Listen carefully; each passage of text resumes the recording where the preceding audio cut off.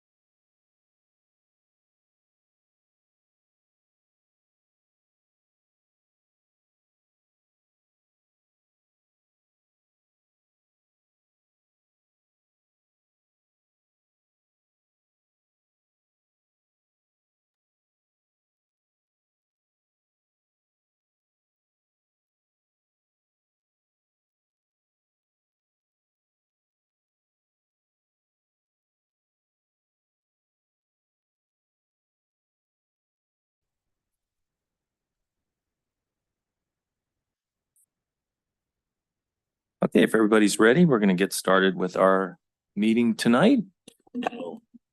Formally open our Selma City Council regular meeting. It's November 6th, 2023 at 6 p.m. in the Selma City Council chambers at 1710 Tucker Street in Selma, California 93662. The teleconference phone number is 301-715-8592. The webinar ID is 891-6864-5005. When on the phone, if you wish to address the council during the public comment portion of the agenda, press star 9 to raise your hand and we will select you from the meeting queue. Press star 6 to unmute and mute yourself. We also have sugar cookies, courtesy of the wife of our pastor tonight, Pastor Schwam, who's going to be doing our invocation. They are in the back of the room if anyone wishes to partake. Pastor, would you like to come up and do your invocation?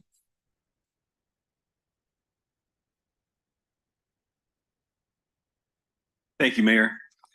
Mayor Robertson and Mayor Pro Tem Cho, council members Trujillo, Guerra, and Mendoza Navarro, thank you for this opportunity to come and present. Oh. Have that effect tonight, yes. We're appreciative of the opportunity to come and share an invocation at these council meetings, and thank you for that opportunity. Let's pray. Father, I thank you for this day that you have given us, and I rejoice in your work within our lives and within our community. I thank you for the community of Selma, for the individuals, families, churches, organizations, and businesses that have worked hard to help bring opportunities and hope to the community in which we live. We pray for our local community and our local economy. May you cause each business to flourish and grow. I pray for your presence and blessing over this council meeting tonight. I pray that you'll give wisdom and grace to each council member and the city staff members as they continue to work this evening for the good of the Selma community. Give wisdom where wisdom is needed and grace where grace is needed. I pray that all is done for your glory. And I pray this in the name of our Lord and Savior, Jesus Christ. Amen. Amen. Thank you. Thanks, Pastor. Salute. I pledge allegiance to the flag of the United States of America and to the republic for which it stands, one nation, under God, indivisible, with liberty and justice for all. You call the roll, please? Councilmember Guerra. Here. Councilmember Mendoza Navarro. Here. Councilmember Trujillo. Here. Mayor Pro Tem Cho. Here. Mayor Robertson. Here. Potential conflicts of interest. Any council member has a potential conflict of interest may now identify the item and recuse themselves from discussing and voting on the matter. Agenda changes or deletions to better accommodate members of the public or inconvenience in the order of presentation. Items on the agenda may not be presented or acted upon in the order listed. Additions to the agenda may be added only pursuant to California Government Code Section 54954.2B, and one of those will happen tonight, the rent control regulation discussion, which was formerly number 4 on the regular business agenda, will be moved up to immediately following the consent calendar. Oh, and we will also have an introduction of new staff by Deputy City Manager Keene. And that will actually take place first before the consent, or actually after the consent and before the rent control. Everybody confused yet? You're going ahead. That's what we're going to do. All right. So then we will move on to oral communications. At this time, any member of the public may address the city council regarding any item over which the council has jurisdiction. No action or discussion will be taken on any item not on the agenda. Issues raised will be referred to the city manager for review. Members of the public are asked to limit their remarks to 3 minutes and to direct their comments to the city council. Does anyone have anything they'd like to say at this time?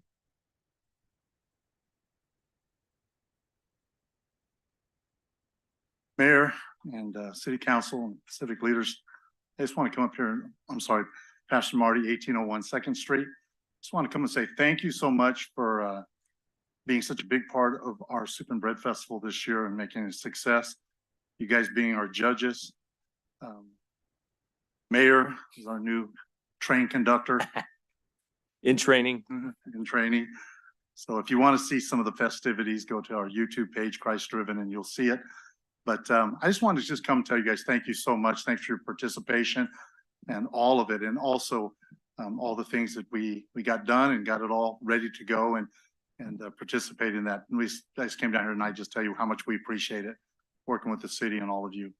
Made it very successful. So God bless you all. Well, it was a great evening. Thank you, Pastor. Anybody else? Good evening. My name is David Santos, and I'm with Senator Caballero's office. And I'm proud to be before you today as her district rep. And I am here to establish contact and also say we're looking forward to collaborating with the City of Selma in whichever way our office can be of assistance. I will leave my contact information with Tiffany over there, and I look forward to working with all of you. Thank you.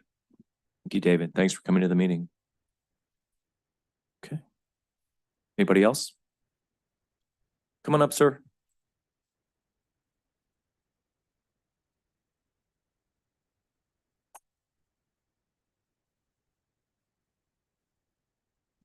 Good evening. Can everybody hear me? You all know me by now, pretty sure. I got a right to file a federal lawsuit, and if your attorney will let you know that you have to pay my fees for the lose or win, and you know I'm right. And I think there's something going on in the city that is illegal or something that's not right. And I plan to bring a federal lawsuit and I'll put you in notice. You gone out on the fourth and they allow you to run for council to the fourth. You represent so the barrio and you're in the same district that I am. And you know what? If you can run for that, so can I. So you guys are gonna change the rules so I can do it. But I'm gonna run. And if I lose, I will lose because people don't vote for me. Not because you guys are gonna redistrict. That's what I heard. So I'm gonna bring a federal lawsuit. You can ask your attorney. She'll advise you that I have the rights. Whether I lose or win, you will have to pay for my attorney fees. And I hope you should hear me nice and clear, because that's what I'm gonna do. So let the chips where they fall. If you're guilty, you'll pay for the crime. If you're not, you don't have to worry about it. Now, through here, you're part of the planning commission and you're city council. And you know, it might be a conflict of interest. Might be a conflict of interest.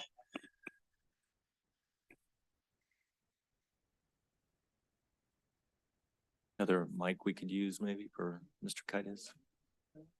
Hold on, you get your time back. You'll get your time back. Okay, so let's make sure. Can you hear me nice and clear? City Clerk, do we have a Am I talking record of too when loud? Mr. Kaitis is? Now, I think there's a That started. conflict of interest through here running, being part of the planning commission to help the planner, because they got seven members, I believe. And I think it's a conflict of interest, if you advise them that you can run for city, be a councilman and do that. I believe it's a conflict, and you can tell them if I'm right or wrong. Now, don't have to worry about losing your job because I'll take it to the bar association. I think you would rather not lose his license and advise them what's right or wrong, because you're a young person and you don't want to go to be in this bar on the bar Keep association. it towards us, sir. And Thank you. okay, I'm looking straight at your eye. Thank you. Hey, I'm distracted from my time, so I wish I was over there. But I got 3 minutes. I'm gonna say something. This is, we entrusted the city for you to take care of it and not to misuse your powers. And apparently you have been misusing them. What happened to my question about the ramp and which handicap parking in front of the city police department? You went over about 2.5 million, maybe 3, I think, believe. So where's our ramp and where's the handicap parking in front of the police station? Where's the parking for the public when they come to City Hall? I had to park across the street, so I think something's going on. And you know what? It's supposed to be run as a business when trusted our city for you to take care of it. And I think you're taking advantage of it. If you're not guilty, you don't have to worry about it. But if you're guilty, then I'm not gonna cause the problems. Every time you say and do comes out in internet, and you can get rid of it.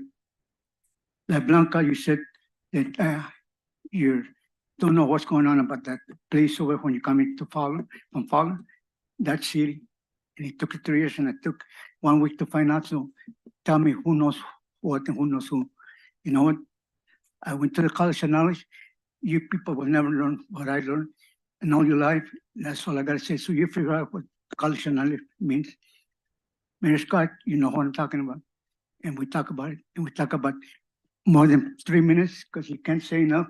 And that's why people don't get frustrated and don't come and say nothing. Now through here, your restaurant, you close it down. What happened? I thought you were a businessman and you're gonna run a city. This is a business and you run a city, not a personal game. So if I'm wrong, prove me wrong. I'm gonna file a lawsuit. And like I said, I thank the people that helped me. Like I thank the fire chief people for saving my life on the 12th of the month. Or was it? Yeah, it was last month that I had a heart attack and I almost died. Mr. And you Cadiz, I are- think we're on that 3-minute mark. Well, Thank you yeah, very much for your see, comments. I can Appreciate see it. the thing, so, yeah. Oh, I'm 12 I'm gonna seconds. keep coming back and I haven't finished until I get what I'm gonna get done. You know what? I'm not afraid of none of you. And you know what? You shouldn't be afraid of me either. I'm just speaking, seeking the truth. And what comes out, hey, I didn't cause it. We're all done. You Thanks, did. Mr. Cadiz. You can weigh in again on each of these topics coming up. Okay, Thanks for coming out tonight. I'll be coming back. All right.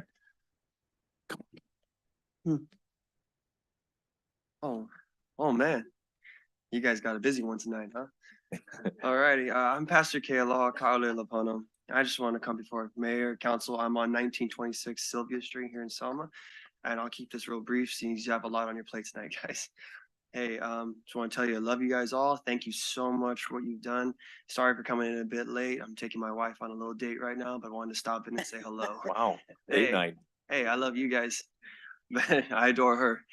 But I just want to say thank you for all the judges, city manager, thank you, Blanca, thank you, Mayor, I'm sorry, Councilmember Chow, thank you, and Commander Garza. You can tell Chief Rudy, thank you for what he was doing, speaking and being there for us, and thank you, Mayor, for saying your good, encouraging words. And I think you drove the train.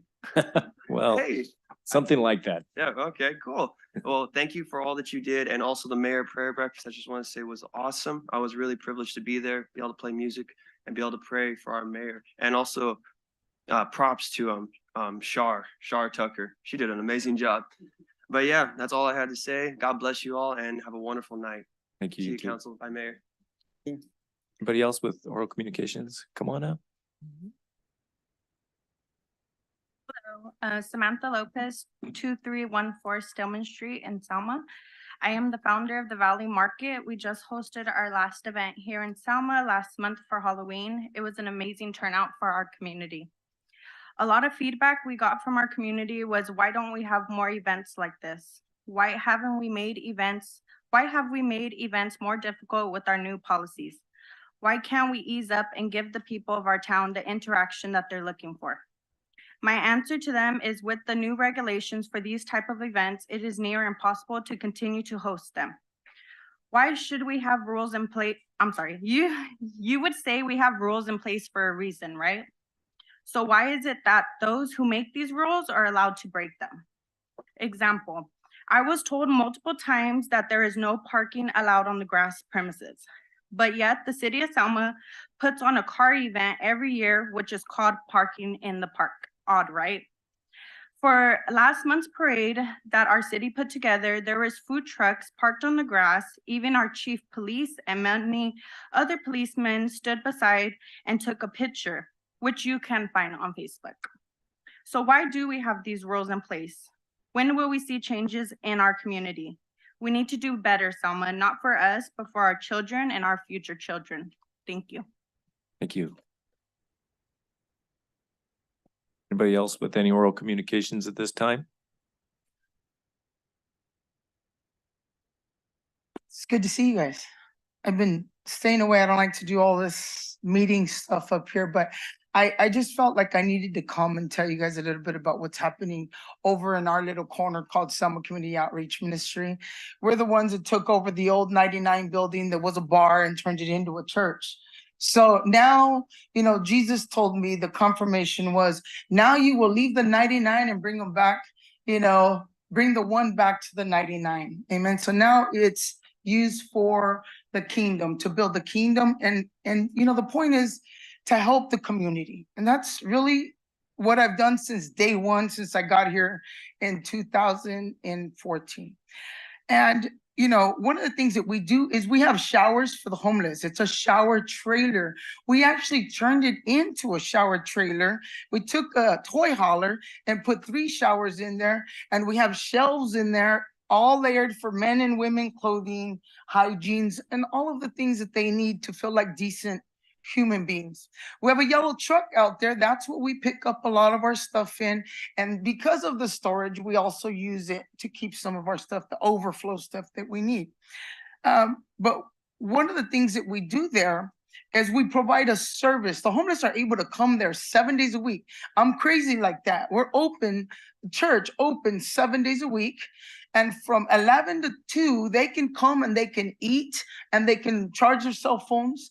They can get hygiene. They can use the bathroom without having to sneak in and take a little bird bath. They're, you know, just treated and loved like human beings. And it's not just, I know when we say homeless, we think, okay, the one with the sign and the drug addict. No, I'm talking about the moms, the children, the ones that are on the street that we have in the hotels right now to keep them off of the parks in Selma. And so you know, our ministry has done this pretty much tithes and offerings. So before I run out of time, I want to tell you why I'm here. I was cited 2 citations because of the showers and the yellow truck.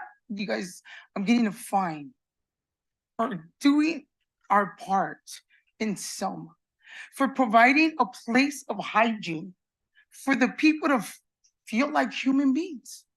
And so all I'm asking you is to help me. I'm not asking you to fund me. I'm saying, why do I got to pay a fine for providing showers because of a shower in our property? I don't understand that. So I just need your help. How do we do this together so that I can still do what I do, which is meet the needs of the citizens in Selma, not just the kids, not just the families, not just the moms with children, but everybody who really wants help. We've housed right now, just last month, I took 2 moms with children off the street, permanently in housing. Thanks, Pastor. We appreciate Thank what you do for our city. We have anybody else who has any oral communications to offer at this time? Good evening, Mayor and Vice Mayor and city managers and council. I'm just gonna echo what Selma Com was just talking about.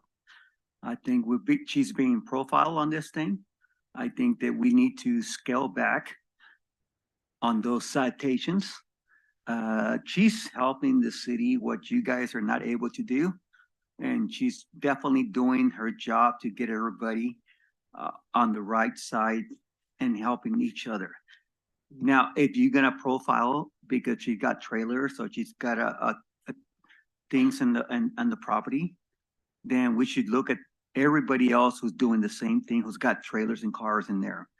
I think this is bad. I think this is really bad for the community. I think you're sending a wrong message.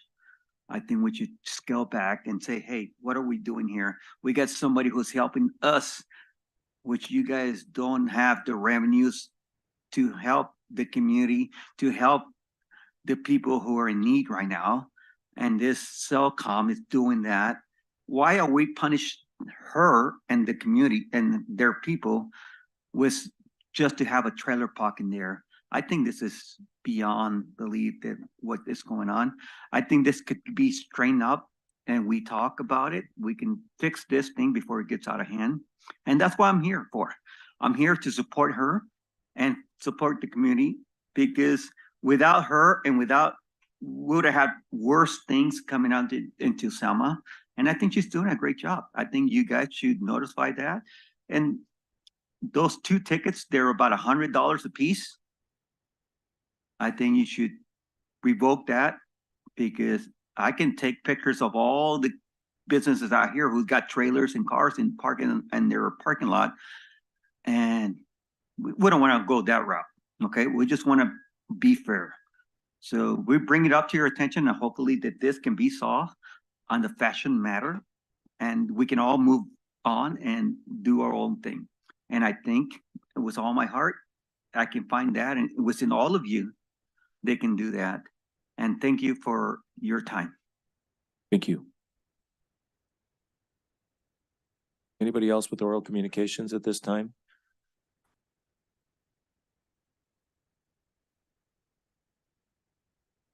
We have anybody online or on the phone? Hey, can you guys hear me? Yes, we can. Please introduce yourself, sir.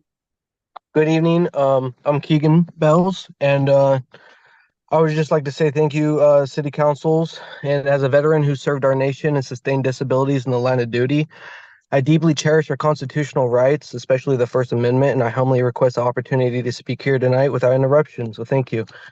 I enlisted in the United States Marine Corps, driven by a profound sense of patriotism, and my fellow service members and I took an oath to defend our nation against all threats, both foreign and domestic.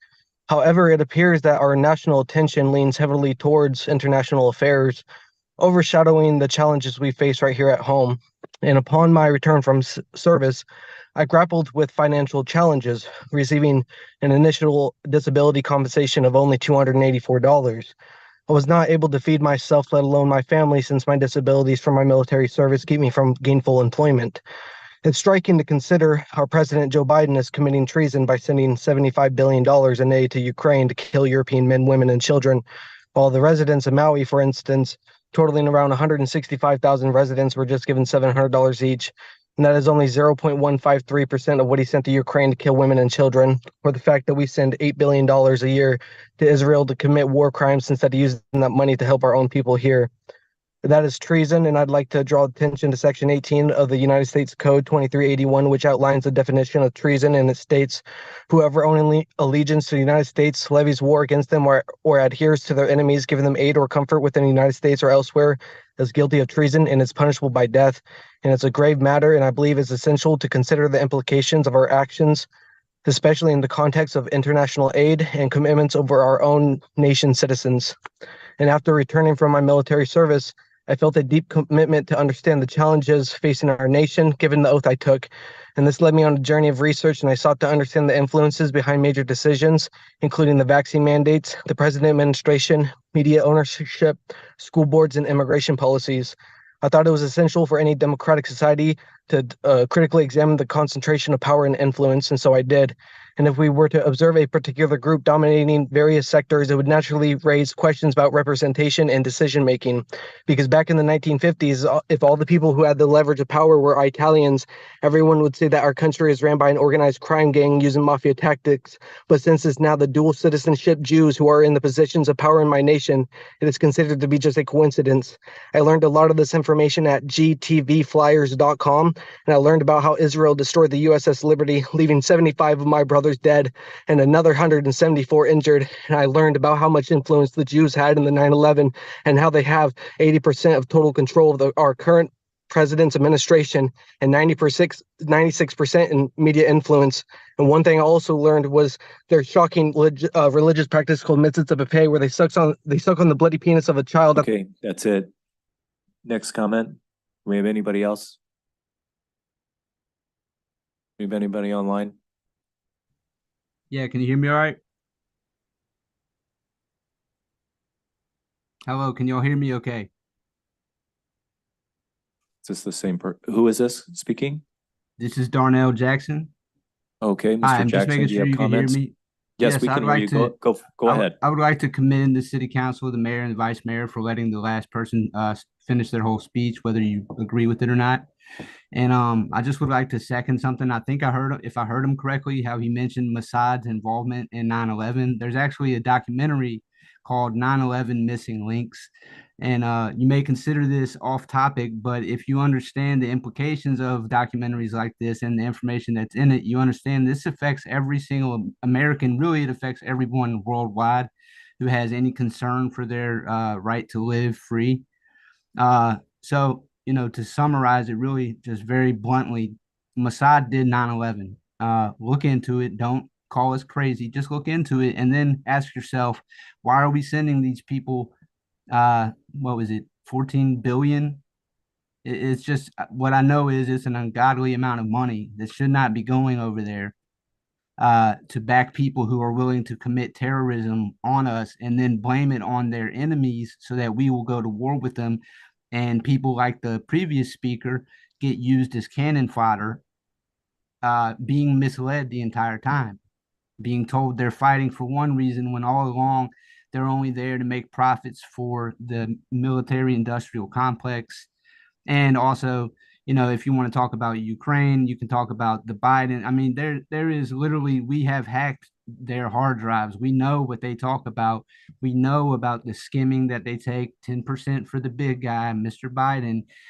Do you really think the money that's being sent to Ukraine is actually ending up in the hands of the people who are being slaughtered over there for their weapons and defense? I don't think it is. In fact, I know for a fact that none of it is really tracked, not properly how it's supposed to be. And it's basically a black hole of corruption. The entire state of Ukraine, especially since 2014, has been used basically for what they call rat lines and rat holes. That's a intelligence agency term.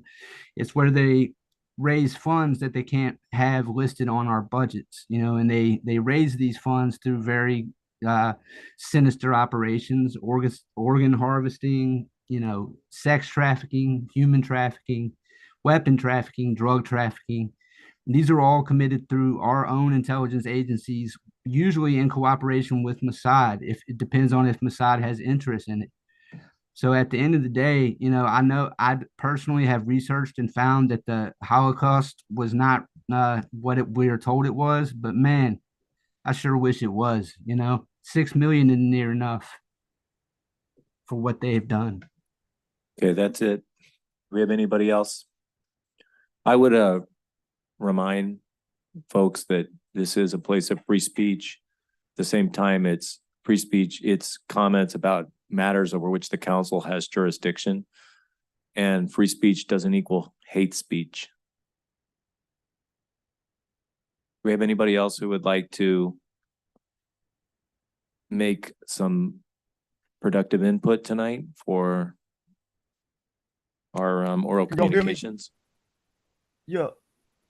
Yeah, can y'all hear me?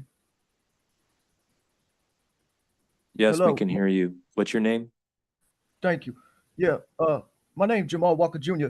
I really appreciate y'all allowing these guys to speak because I agree with them, and I'm representing Farrakhan and the Nation of Islam here, and Black Power and Black nationalists, and I feel united with these white folks because they're actually telling the truth because they're willing to do the research and they ain't scared to say the truth.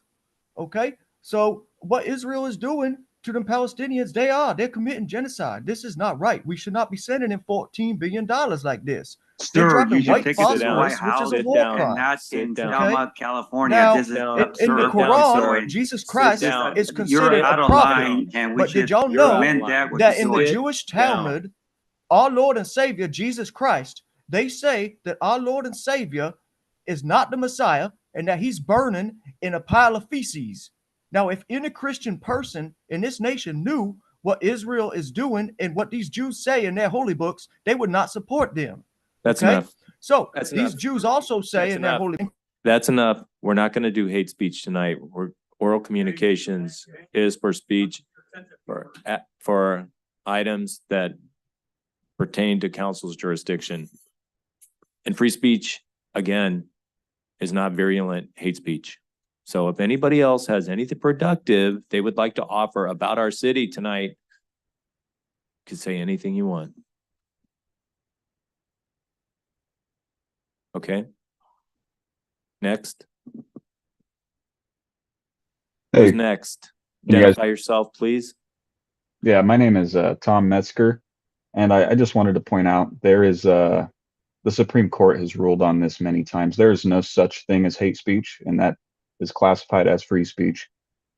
Speech that you hate is still free speech because, I mean, there's no way to identify hate speech other than how you feel about it. And I just want to commend the past three callers, and I think you should remove that guy there in the front for disrupting the meeting. Okay, sir, please. Okay, I'm back. Let the gentleman have his talk. Mr. Okay. Metzger, do you have anything to offer about the city of Selma tonight? Yes, I do. And I know you guys, you like to pass resolutions, congratulating Israel on their genocide that's taking place right now. And I just think it's wrong that all of you will side with the Jews. And I've been watching these meetings. Okay, and that's enough. Next, who's next? Do Fuck we have you, nigger. anybody who has Fuck you, anything white productive? power. White power. Hell Hitler. Okay, everybody, enough. Next.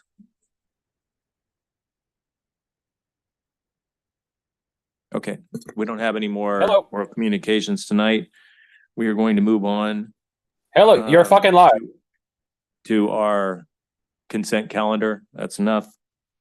That's enough hate speech for one evening, for a lot more than one evening. Okay, with that, we'll move on to our, as we said, our consent calendar before we introduce the new employee and before we get to our rent control agenda item that many are interested in productively discussing tonight. Okay, on consent, all items listed under consent calendar category are considered routine. The complete consent calendar will be enacted by one motion by roll call vote. For purposes of discussion, any council member may have an item removed from the consent calendar and made part of the regular agenda. The council can then approve the remainder of the consent calendar. Does council have any items they would like to remove from the consent calendar? Mayor, I'm going to remove item I, the check register. Okay. Anyone else have any items? I would like to remove item D. Is there a motion to approve items A through C and items E through H? I'll make a motion to approve. I'll second. Call the roll, please. Councilmember Guerra, Yes. Councilmember Mendoza Navarro. Yes. Councilmember Trujillo, Yes. Mayor Pro Tem Cho, Yes. Mayor Robertson. Yes. Okay, item D, I asked to take this off of the consent calendar because I wanted to say thank you to staff for applying for all of this funding. I think this is a real step forward. It's a lot of hard work to apply for the funding. And I want to also remind staff that I'm here as your COG representative. And once this goes through the scoring committee, it's going to go to the group of city managers, and then it's of course going to go to the political committee of which I'm a member, and I get to vote on this. And I would like to know when this comes so I can be supportive, so I can support our city and these very worthy projects that you're going for funding for. I look forward to being a part of this. And again, I thank staff for all your hard work on this. Have anything else? Anybody else have anything on D? Is there a motion to approve item D? I'll make a motion to approve. Is there a second? I'll second. Call the roll, please. Councilmember Mendoza Navarro. Yes. Mayor Pro Tem Cho, Yes. Councilmember Guerra, Yes. Councilmember Trujillo, Yes. Mayor Robertson. Yes. Okay. Next item, check register. Item I, and that's page, looks like 63. I just have one, and it's the check number. It looks like it's 82707. It's for Fidelity National Title report for Clarkson Lift Station right-of-way acquisition. And it says reimbursement for the amount of $837.19. What was that for?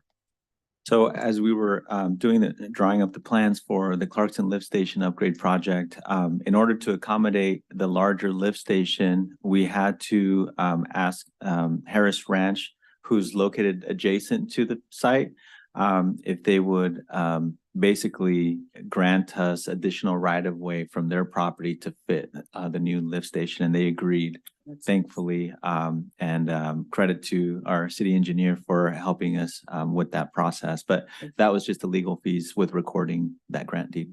Great. Sounds great. Thank you. I just have one item, 82714. That's Hanson Bridget LLP. HR Administrative Investigation Review for $26,156.84. Is that the final bill for the investigation? That's a good question. I believe it is. If it's not, it's pretty much the end of it. There might be one small additional one, Okay. but I believe that is the last one. I can find out. This Well, was an yeah. I'm sorry. And if I could interject, I think there was some additional items that we sent over to them so that they, I don't think this will be the last billing that we receive from them. Got it. This was an investigation of me by the three majority council members, Councilmember Trujillo, Mayor Pro Tem Cho, and Councilmember Mendoza Navarro. And so that I'm extended due process by this investigation, which I refused to cooperate with, and was right to do so. I'm requesting a list of all those interviewed and a transcript of the interviews for my review. With that, do we have any other items on the check register? Anybody would like to discuss? Is there a motion to approve the check register? I'll make a motion. I'll second it. Call the roll, please. Councilmember Guerra, Yes. Councilmember Mendoza Navarro. Yes. Councilmember Trujillo, Yes. Mayor Pro Tem Cho, Yes. Mayor Robertson. No. With that, we will move on to our first, before our special presentation, our introduction of our city's new employee, Deputy City Manager Keen. The feedback is rough tonight, Not me. like really rough. All right. Thank you, council. Staff is more than ecstatic. I don't even know what the word is.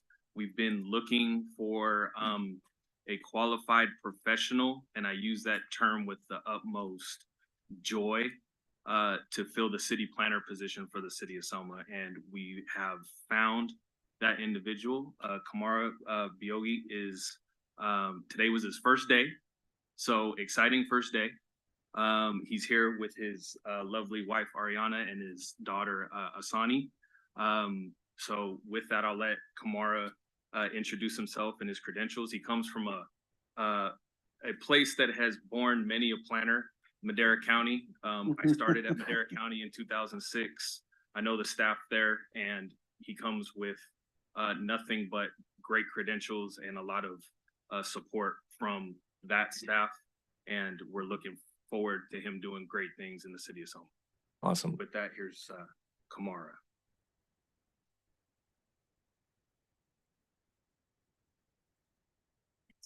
Learning.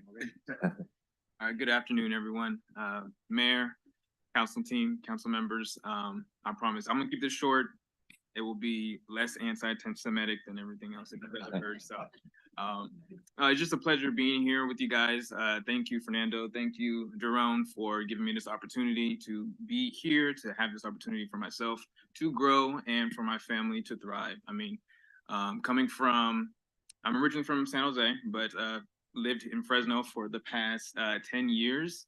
Went to Fresno State, majored in geography with a concentration in urban community and urban planning, and then went off and did 6 years with Madera County, going from planner one all the way to a senior planner. So with that, I had a lot of growth. Had a great opportunity there to learn all sides of planning, really. If I was in one jurisdiction, you may be positioned in one area, but I was able to kind of put my hands on everything. So I will be bringing that over here, and then this is kind of the next step in my own journey in the planning world, kind of learning the administrative side. I was talking to Fernando when he was interviewing me, and Jerome, and I was talking to my staff that I really want to establish a bedrock for the planning division. Everyone here is amazing so far. I mean, I can see the direction in the city and where it's going. I just want to be a part of something special. Thank you, guys. Welcome, Kamara.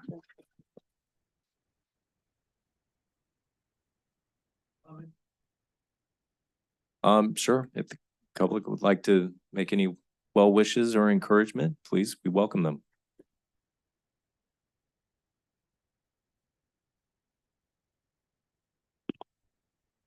I'll be glad to make a comment. Thank you. We'll welcome you. I'm sure you're gonna do a fine job. I mean, we're all we've been looking for somebody like in your peers to be in here. And I think the city of Selma deserves something like you. Okay? But as long that we don't have people micromanagement our departments all the time, then that will be an excellent for you to do your job and to do what you can do and what you can bring to this city of Selma. No macro management from mayor or any other department. They can help you, but that's my thoughts. That's my opinion. Thank you. Okay. Anybody else have any words of encouragement? I think we're good. We've well wished Kamari here. Please come back tomorrow. It's going to be a great day, and thank you. We're really excited about you. So with that, we will move on to our first item, which is Mr. Kaites. We've had enough community input. Thank you. Appreciate that. They want to get on their way. Mara needs as a bright and early wake up call tomorrow to get back to work. Okay, with that, we will start with our first item of the evening on a regular agenda, which is going to be rent control regulation, and this is going to be a discussion. And Deputy City Manager Keene will introduce this.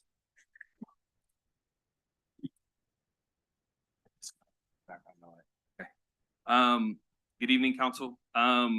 As a request at a prior council agenda item, there was a request to bring information regarding rent control or any sort of rent control stabilization type of discussion in terms of what is currently the lay of the land for the city of Selma. So the staff report lays out some basic terms in regards to rent control or rent stabilization.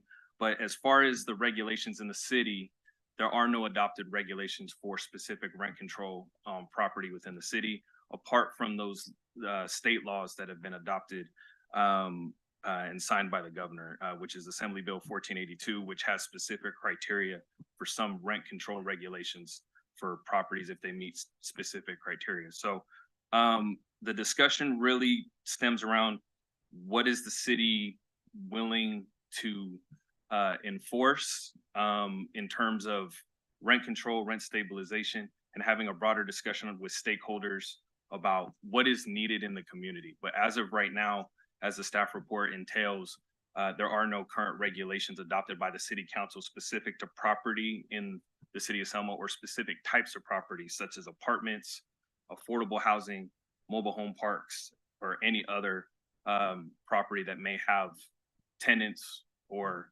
a need to control rent charged to tenants. So with that, staff's available for questions. Okay, council, have any questions? Sure, and I have a question, or it might be maybe more to council. Is it legal to specify rent control for a specific unit? Like say if you're doing for senior homes, and you're just specifying, is that legal? Can you do that in a city? I'll provide my answer and I'll let Megan chime in. There's really two ways I think of doing it. There could be by ordinance, some sort of rent limitations on seniors, but then there's also deed restrictions on properties for specifically 55 and up communities have specific income levels. So you do have communities that may be established with deed restrictions, similar to affordable housing, that have limitations on what they can charge based off of household income. So you can have that, which is more remaining eligible for maybe grant funding or some sort of voucher program that's put on by HCD. But specific to rent control, you can go about it that route, or you can establish an ordinance specific to a specific special needs group, I think is what the term is called. If you have, seniors, you have affordable or low income, you have specific classes that you can have ordinances that regulate either property or I think a specific demographic. Okay. Any other questions? I have a question. So this came because there was a concern from some of our residents and they're all here, but the question I have for you as a staff, understanding that there was a concern, did any of us go make any dialogue with the actual manager? Because you see, we can go and we can talk about specific ordinance and we can talk about laws and we can talk about the gray areas and put people in, to fight, right? But a good conversation with our city staff and the individual that actually rents the property probably would take us a long a long ways better than actually starting a conflict. So the question I have for you is, has anybody gone out there and actually talked to them and said, hey, man, we have some concerned residents and can we hash this out? Can we work this out? The direction was to provide information. to Understand that. council. And so we didn't reach out specifically to any property owners regarding what rent they're charging to residents, let alone target a specific property or a specific type of property. Really, this was an informational item requesting direction to council, where we would, if the council chooses to go that direction, reach out to some of the properties that maybe have tenants to determine what the issue actually is. Well, let me take it a little step further. If we find, and we do find, that our council is concerned because our residents are concerned, rather than going and looking at the policies, would we actually think about actually going and conversing with the actual owner and maybe getting a conversation to at least help our residents to maybe not even need to go through the red tape and just solve that? I think part of the discussion with stakeholders is not only the end user, which would be the tenants, but the property owners, to determine maybe why rents are going up. Maybe there's a cost issue, utilities go up, land management, materials go up, windows, lumber, all of these things increase for maintenance purposes as well, right? So maybe there's a direct correlation, but again, as the council member points out, we don't know until we have those discussions.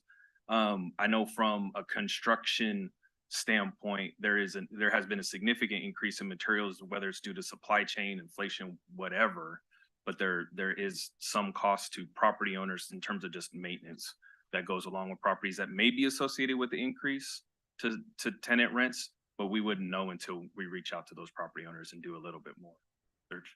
From a legal standpoint, does the city have to follow the state law for the 5% plus the inflation? That's like the maximum that can be charged per state law, but the city could go lower than that in terms of a maximum increase, like 3% like Clovis does, or? Correct. Yeah, the city, that's the highest it can go. And then, yeah, the city could make it stricter essentially. Does the city actually have to do that? Or if the city, in the absence of any kind of rent control ordinance, is it already built in by the state law? Yes, the complicated part though is that the Tenant Protection Act that's talked about in the staff report does not necessarily apply to mobile homes. Which I think was part of the issue here too. So I know, like specifically the city of Fresno has, I don't know what rent control they have in place, but other than the state law, but they have specifically created an ordinance for mobile home park rent stabilization. Not necessarily rent control, but rent stabilization. And I think it's for that reason that the California doesn't regulate or doesn't place rent control on mobile homes. But cities could. Cities could. Any other questions before we open it up to the folks tonight and their spokesperson? I think they probably have someone they'd like to get up and speak about it. I just have a real quick question. You mentioned a very important key word is regulatory agreements, or and so with this mobile home park, if the deed says that it's a mobile home park for 55 and older or whatever it is, then that would be a good conversation to have with the management company or the property owner to see is there that regulatory agreement? Because you're right, with affordable housing, you do have to have depending on what your whoever your funding sources were, whether it's tax credit, whether it's home, whatever it is, they do specify those, and it is specified for a certain amount of time, usually like 55 years. And so that's probably a good start too, to see what is that regulatory agreement or what is that deed say, because if the deed doesn't specify that this property is specific for this special population, then the conversation is a little bit different, right? They don't have those restrictions from the state. And then I think, I'm not sure what the Fresno property is, if they're renting the mobile home park or they're renting the mobile home, including the space, or is it they own it and then they're just renting the space, which I think they are renting just the space. They own the actual mobile home. So yeah, there's a lot of things to look at. And I appreciate that staff brought back what what's required. Because yeah, AB 1482, like it says, it sunsets on one, in 2030. And so, and I get it, because it has a 10% cap. And last year, Social Security increase was 8.7%, which was a huge increase. This year, I think they're set at like 3.2% that they're getting. And so it's not a lot of money, for them to have that raise.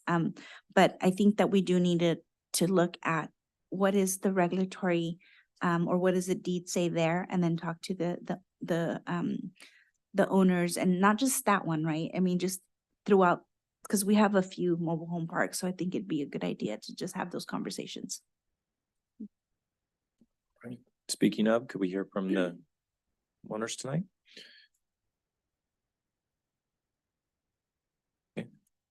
Teresa Sala, 1701 Dinuba Avenue. I was the one who initially asked that the city look into rent stabilization for mobile home parks, or for our mobile home park. I mentioned that, yes, we did get an 8.7% raise last year in Social Security, but our rent was raised by 7% last year. So that left us nothing pretty much, for our own needs.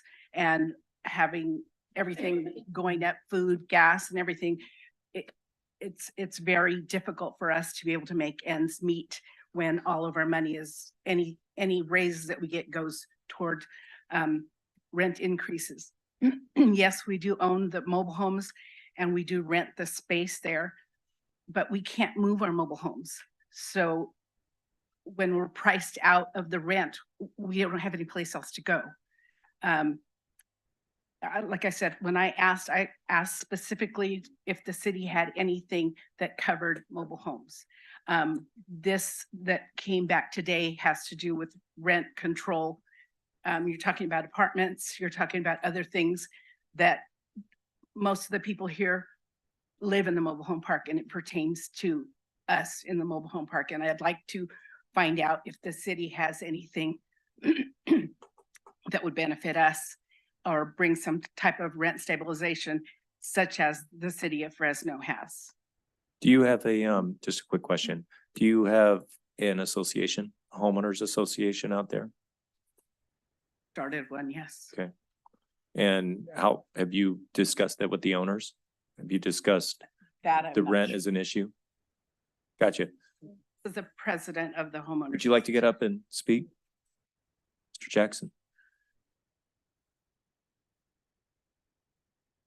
Thank you, Mayor. Thank you, Council. My name is Jim Jackson. I am the president of the Golden State Manufactured Homeowners League, call it abbreviation is GOSMO. I like the comments that the lady spoke up here about the mobile homes. Mobile home stabilization is completely different from apartments. It's a whole new breed, you might say. And it's something you have to really dig into to find what is really legal and what isn't legal as far as rent stabilization. And that's what we're seeking. We're seeking rent stabilization, not rent control. On stabilization of the rent. In the last, I've lived in the mobile home park since 1999. And our rent has went from 3% increase to like say 7% increase in 8 years. That's almost 50% increase in our rent, from $400 to $615 a month now. We are a senior park. That senior park was built upon accommodations for seniors 55 and older. As you well know, those of you that are retired, you're on a fixed income. Rent keeps going up, but Social Security doesn't. If rent goes up, seems like the management or the owners take our increase in our Social Security. So we gain nothing, but the rent keeps going up, and the owners or the management is always using the excuse, well, gas is going up. You can't use that. That's an amenity of the park. I mean, that's not there. You can't use that. We see over the years, there has been no improvements to offset the rent increases. I don't mind it. I don't mind a rent increase if I see something out of it. We're not seeing that in our park. So this is why we're asking for rent stabilization. We don't mind paying rent if we get something for it. we pay our space rent. We have a nice clean park. We have lovely people that live there, enjoy living there, but it comes to a point that where the rent is out, it's increasing above our income. And that's why we're trying to seek rent stabilization. And I know the city of Selma does not have any ordinance for that yet. That's what we're seeking. I'll have some other people come up and speaking, and they'll talk about Fresno to give you an example. But I thank you for your hearing me out, and we look forward to working with you. We haven't met with the owners on this situation yet because this caught us off guard meeting tonight. We wasn't really prepared for it. We hadn't had a chance to talk to the owners yet, but we will be doing that. Thank you once again. Thank you. Next.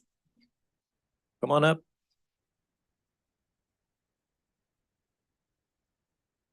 You want a break after this topic? Okay.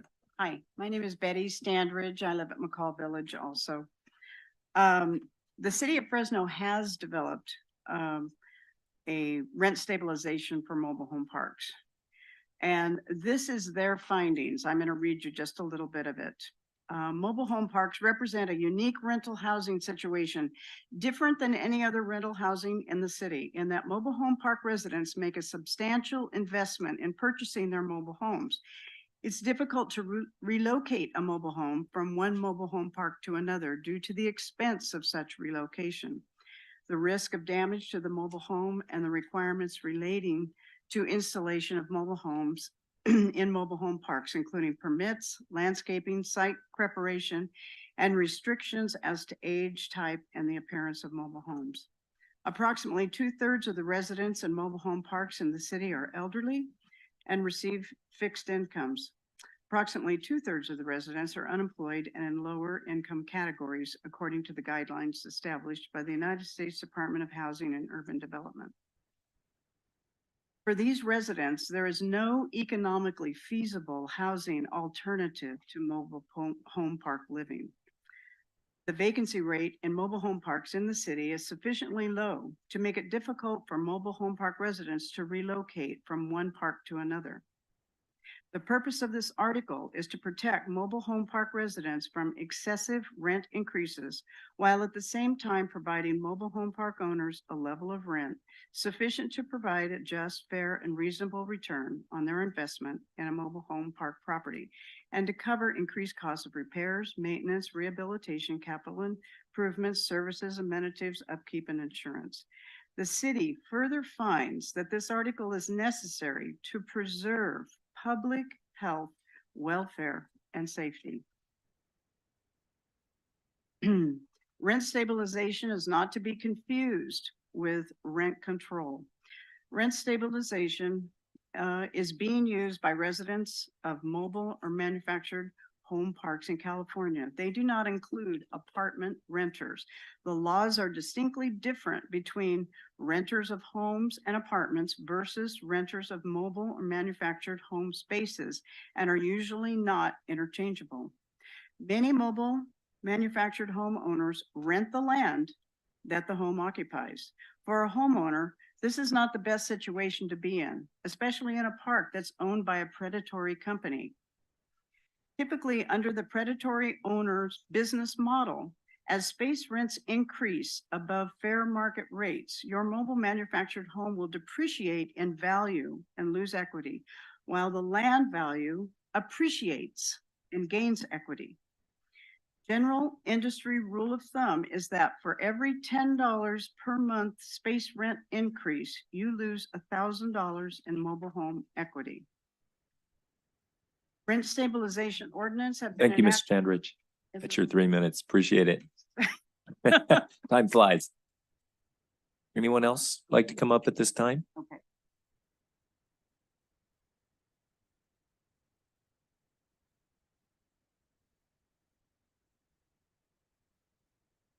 Evening. My name is Betty Alves, and I also live at McCall Village. I'm here because I also have concerns regarding rent stabilization in our mobile park. We have a lot of seniors that are single men and women, and are also widows and widowers.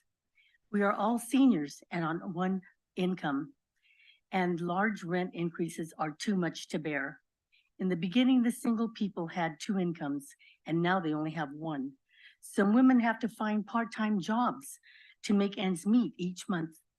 They are pricing people out of their homes. When we first came to the mobile park, it was meant to be for senior living. I'm going to read an annual average senior Social Security income, which for some is $20,000 to $25,000 annually. Currently, our rent is $650 a month. 12 months, $7,380. Utilities, $250. $3,000. Food, $500. $6,000. Gas, $200. $2,400. Other expenses, $2,400. That goes for home improvements, insurance, car payments, repairs, maintenance, property tax. A total of $21,180. Seniors are on the low end of the scale and in the red every single month. Cost of living is currently 8.7, and with groceries and gas going higher and higher all the time. We took a small survey of earnings demographics from just a few residents at the village, and these are our findings. Categories were 1,000 to 1,500, 5 were listed. 1,500 to 2,000, 8 were listed. 2,500 to 3,000, 10 were listed. 2,000 to 2,500, 8 were listed. 3,000 and above, 20 were listed. Just to list a few, because we weren't able to gather that information. Then we did a demographic comparison of the surrounding towns, and we were very surprised. Reedley, they had median income of $45,850. Poverty rate was 23%. Their population is 25,710. Kingsburg, median income $73,281. Poverty rate was 5.9. Population is 12,116. Selma, median income was $42,059. Poverty rate is 23.3. Population of 24,405. I mean, we are just at the top of poverty in Selma. Thanks very much, We're- Ms. Alves. That's your 3 minutes. Thank you, though. Can I take somebody else 1 more minute? 1 more second? I didn't get. Next. Okay, do we have anybody? Oh, come on up, sir.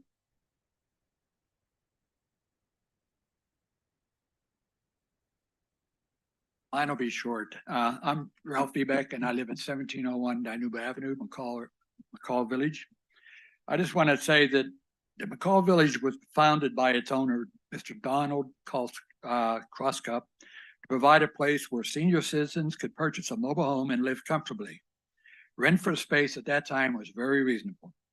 Under new management, seniors are at the mercy of park owners when it comes to rent. Now, with all the past rent increases, the cost of maintaining their homes is getting out of reach for many. When the seniors receive the Social Security raises, the majority of it goes to space rent. This makes it hard for many of them to get by month to month. Again, we buy our homes, we rent that space. It costs a lot to maintain these homes, maintain the spaces around. We maintain the spaces. They get the rent because we're staying on that space. And I think we all do a good job at doing that, but it gets to a point where you're paying more for rent than what you're taking in. So that's all I have. Thank you. Can I just see a show of hands? Who's all here from McCall Village? Okay, so the majority. Got it. Thanks, Mr. Upek. Okay, next speaker. Good evening, Mayor and City Council. As I am speaking on behalf of those people who came out here, I'm a real estate investor. I invest in here in the Valley and I invest in the Bay Area. I know the costs of rentals and everything. And the cost of manufactured homes have really gone up by a lot. And the owners who owns this manufactured home, the owner who owns the lots in here, they're not from here, they're from the Bay Area, or they're from LA. So they don't think about how this poor people who make $900 or $700 a month, how they can keep up to that kind of rent they want to raise. I think the city, and you have an obligation to help the senior citizens who are struggling to make ends meet. I think the city can do more and put pressure on those owners who owns the properties to say, hey, I think we're gonna put a cap on you. This is manufactured homes. These are not real estate homes. These are not construction homes. Manufactured homes is a whole different breed. And I think you have a leverage to go ahead and say, we're gonna put a stop to this. We're not gonna let you take advantage of our senior citizens in here. I think that you have an obligation to do that. And I take it seriously. I hope every single of you will stand up to the plate and say, we're gonna put a stop to this. These people are really living on a fixed income. And the more you push them, the more you're gonna push them where they're gonna be living on the streets, or, and we don't want that. I mean, they work all their life. I think we owe them, all of us, we owe them to help them on their time of need right now. So I hope that every single you find it in your heart, like Mendoza mentioned, that it is really hard to them to find ends meet. I mean, they got medicine, they got everything. They don't have no income, only what the government gives them. And that's it. We, as you and all of us, we have a better income. But down the road, we're gonna be in the same boat with them. If you don't stop it now, who else is gonna happen? And believe me, all these people, the owners of this village, they don't live here. They live out in LA and San Francisco. They don't care. But if your obligation to do your duty to say stop to this nonsense, and we're gonna put a rent control on this, and it's gonna stop now. Help them now, because they need your help. They need your help. They honestly need your help. Thank you for your comments. Okay, and I hope this doesn't fall. That's your 3 minutes. Thank you for your comments. Mayor, I hope this doesn't Thank fall you on for your deaf ears. comments. On deaf Please ears. sit down. Okay, You I hope it used up doesn't your fall on time. deaf ears. Don't take more of your time than you're No, entitled just to. be passionate with those people. Sit okay? down. You don't tell me to sit down. I'm gonna sit down when I sit down. Sit down. I'm gonna sit down when I sit down. I hope it doesn't fall on deaf ears. Thank you.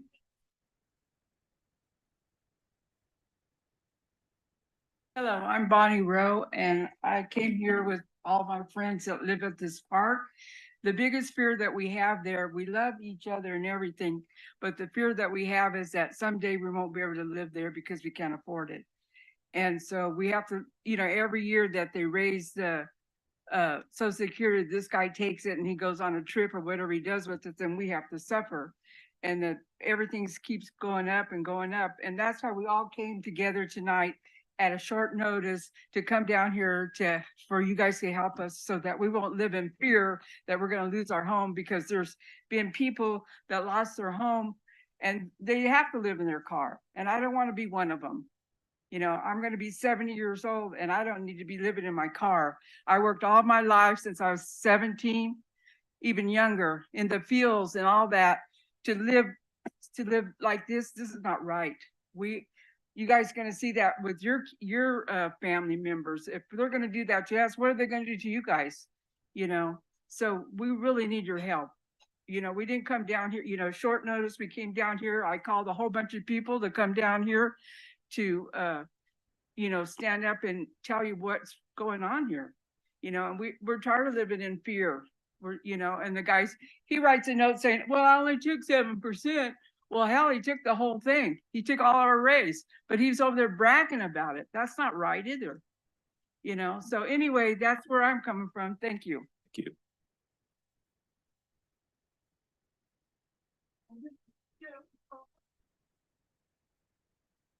I definitely didn't think I'd be standing here because we were even late. That's how short of notice. This gentleman right here, I'm Peggy Bohm, by the way, I live in McCall Village. And I'm sorry, I don't remember your name. Okay, Jerome, you were talking about things going up as, you know, in lumber and such. Could you, because I'm older and I'm hard of hearing, I need that explained again because I want to make it clear about something. It will council grant the speaker some latitude in speaking to staff on this. Usually we speak to the council, but Okay, we're gonna well, extend that, we're gonna extend that latitude right now, if that's okay with the either deputy. that or I can say what I We're thought he good, said. thank you. Just wanted to clarify that. I mean, this is an process. item for council discussion, so I want to make sure as much information is out there to make a clear decision on all parties so that if the public wants to expand on their discussion, I just want to make sure as much information is put out there so that they can really hone in on their comments. So Great. From the standpoint of inflation, there's a couple ways to look at it. And from a construction standpoint, there are indexes that show construction costs going up as well for maintenance purposes, for purchasing windows, purchasing lumber, purchasing tile, purchasing PVC pipe, all of these type of things over time, whether it's due to supply chain issues, shortage, you know, plants being down due to lack of, you know, qualified workers to operate the plant, costs have maybe gone up for some of those items. I'm just making it as a fact that construction costs have gone up as well. Whether the mobile home park is actually utilizing those materials is not what I'm saying. I'm saying, May I?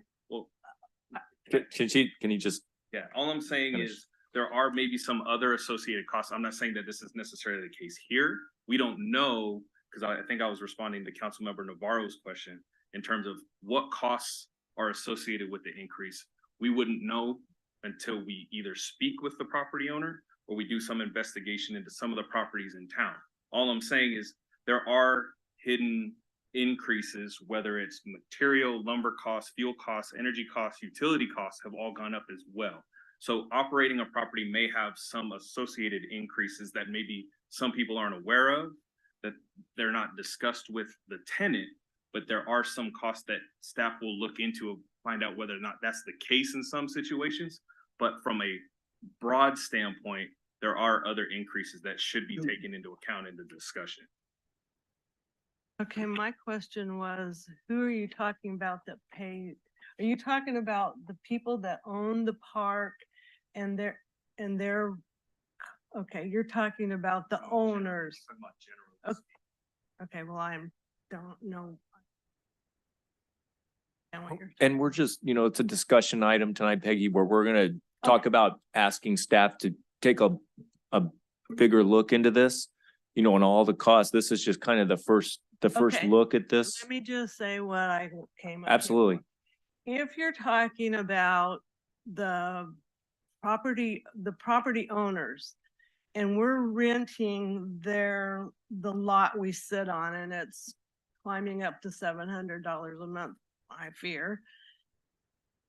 They don't pay for any improvements. They don't do any improvements on the land that we give them money for. Okay. We're pouring a half of a patio so I don't fall down. We're pouring a sidewalk. We pay for all this ourselves and rent the land.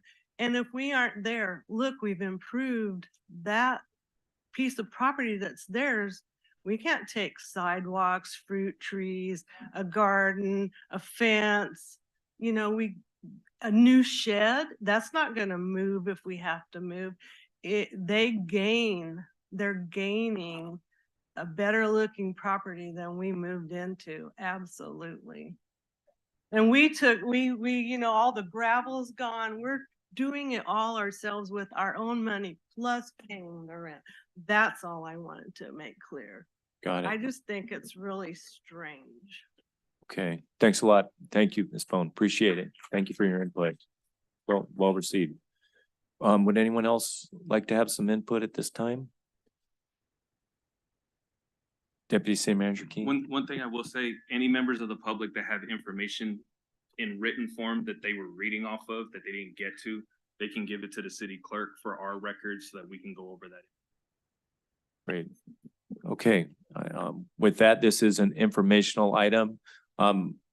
Has council heard enough to request staff to look into this in greater detail? Do we want to set parameters for this in terms of how long, city manager, do you think this would take to take a good look and get a survey and speak Yeah. with these homeowners? I would say, given, the holidays and all the, time off coming up, I think we would probably be asking for at least 2 to 3 months to do some preliminary research, and then we can come back in around February with more information. Okay, so staff is gonna look at this, Deputy City Manager? And if I could add, piggybacking on to what the city manager in terms of timeframes, if there's any other specifics or priorities like mobile homes specifically, and then looking at other things after, we can look at the whole broad spectrum. I don't know if there's any opinion on the council in terms of prioritizing mobile homes or anything else, or if you want us to just look at a broad spectrum. Yeah. City manager, just a quick question. Prioritize. In regards to the mobile home park, the citizen owns the mobile home park, if I'm correct, right? No, I there's mean, a, I'm there's sorry, they own the manufactured unit home, the that- unit. unit they live in. They rent the space. So In this case. in this case, so my question is, if there's repairs that need to be done, let's say a window, a door, new tile, and the owner of the home is paying for it, is that correct? Not the park owner. Yeah. So is there any reimbursement in regards to? Yeah, we would have to look at the specific rental agreements. But from what it sounds like, it sounds like that burden is borne by the residents themselves. Okay. That's what we need to find And, out. and I think there was somebody who mentioned that the cameras were an issue there too, and the homeowners association is addressing that. Very important for security. And, that's gonna be something that, you're gonna pay your rent for, that sounds like you would gladly pay your rent. If I'm understanding, you're not talking about rent control, you're talking about rent stabilization. So I would like to hear, we only have one speaker, Ms. Alves, one at a time, but thank you though. We got a good idea of what's going on. So the staff is gonna get into this and take a good hard look. You'll be hearing more. Reach out to us in the meantime if you have any issues or any questions as your advocates. And then staff will come back in around February with an update on where we can go, and looking Sure. forward to hearing more about your association. And just to clarify, Mayor and Council, what I'm envisioning when we come back to the council, what we would bring forth is an analysis, just a broad analysis of rent stabilization, specific to all rental properties, but then also bringing recommendations or examples of other communities that have adopted rent stabilization ordinances and policies. And then we'll do research, meeting with property owners, residents at not only McCall Village, but other mobile home parks, and then bring something back that we believe addresses the problem here in Selma based off of those examples that we've studied. I think it's not going to be a fully baked product that we bring back. So I just wanted to make sure that it was understood that we probably won't get it right, but we'll do as much legwork upfront to make sure that we're understanding everything that goes into the issue, including, what other communities have adopted and how well that's worked for them. So if that's what you're looking for, absolutely, we can bring that back. Quick question, City Manager. Well, do you anticipate this being an action item the next time we see this, or are we a couple meetings away from an action item? It will be action to the extent that you will have something to review and provide comment on, and for further development. It won't be the final product. Got it. Okay, thank you. And thanks everybody for coming out tonight. We'll be making progress, so thank you. And with that, we're going to take a 5-minute break, and we'll be back at 7:25. I'm not confused.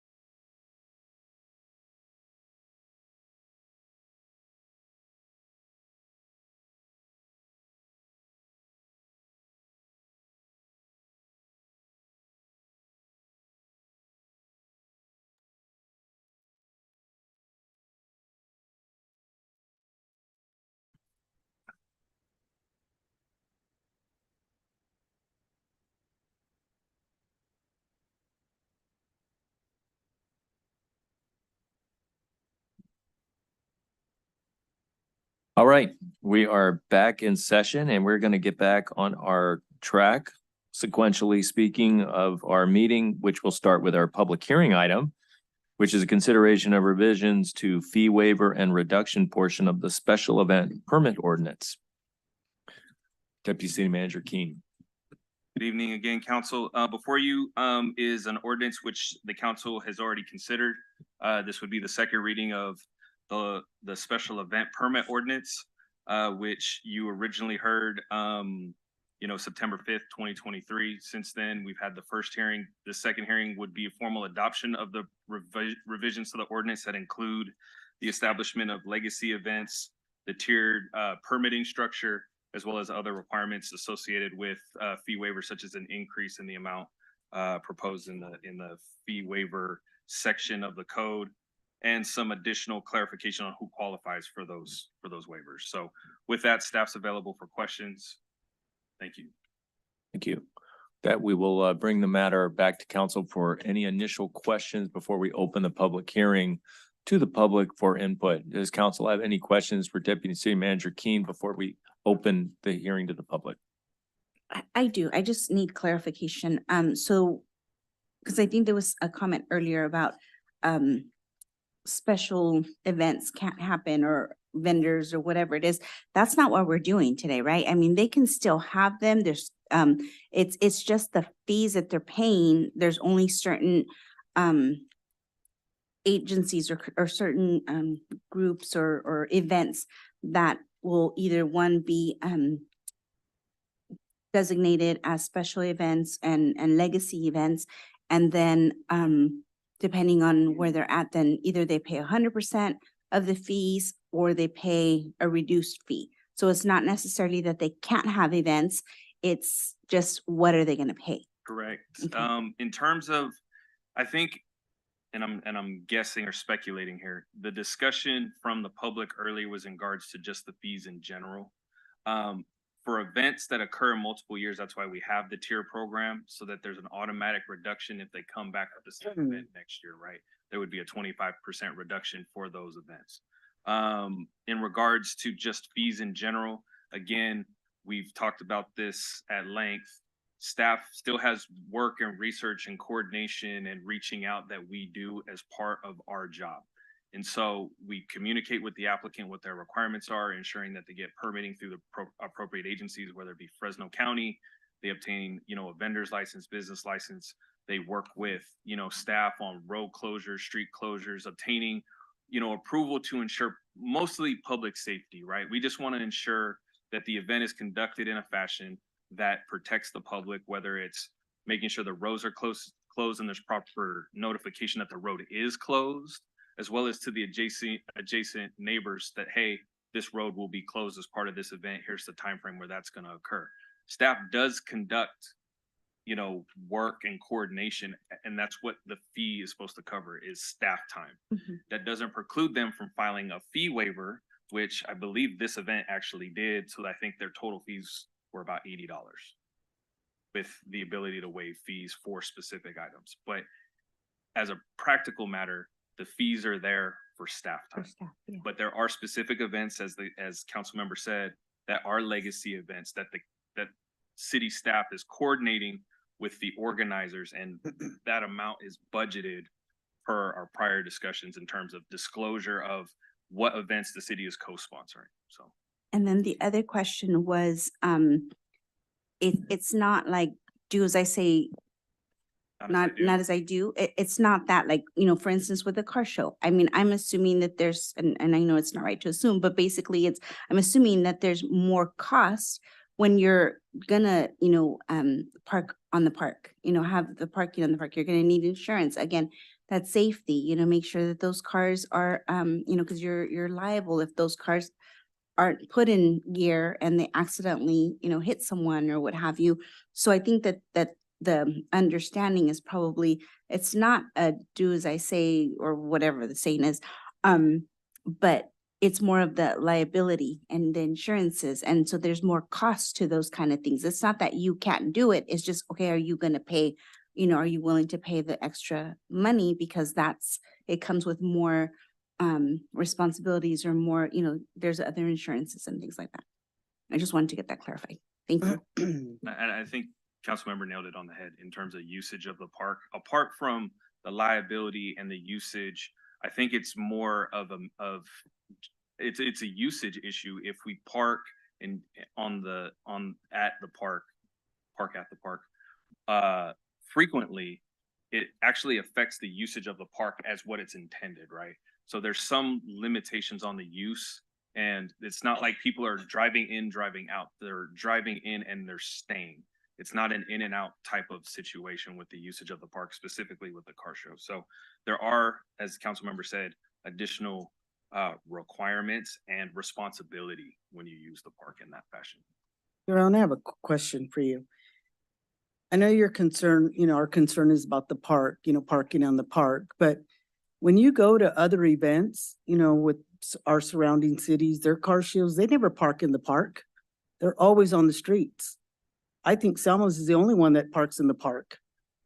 But where I'm going with is, it's just disturbing to hear that our pop-up, our young entrepreneurs are feeling that they're not getting the help from the city.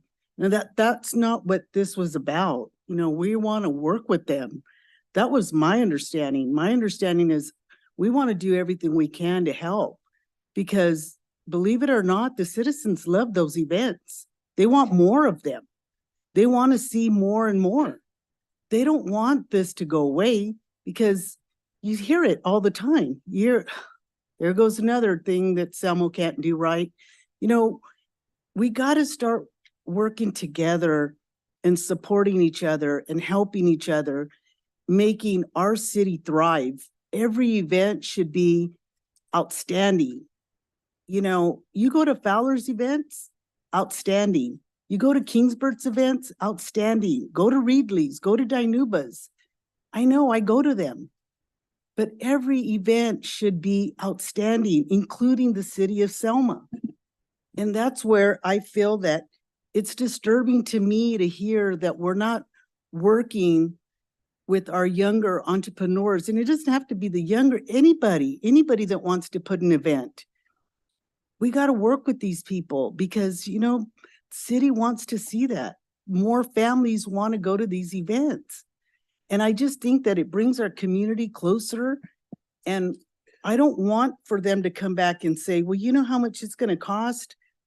I thought we were going to work that out. And maybe, are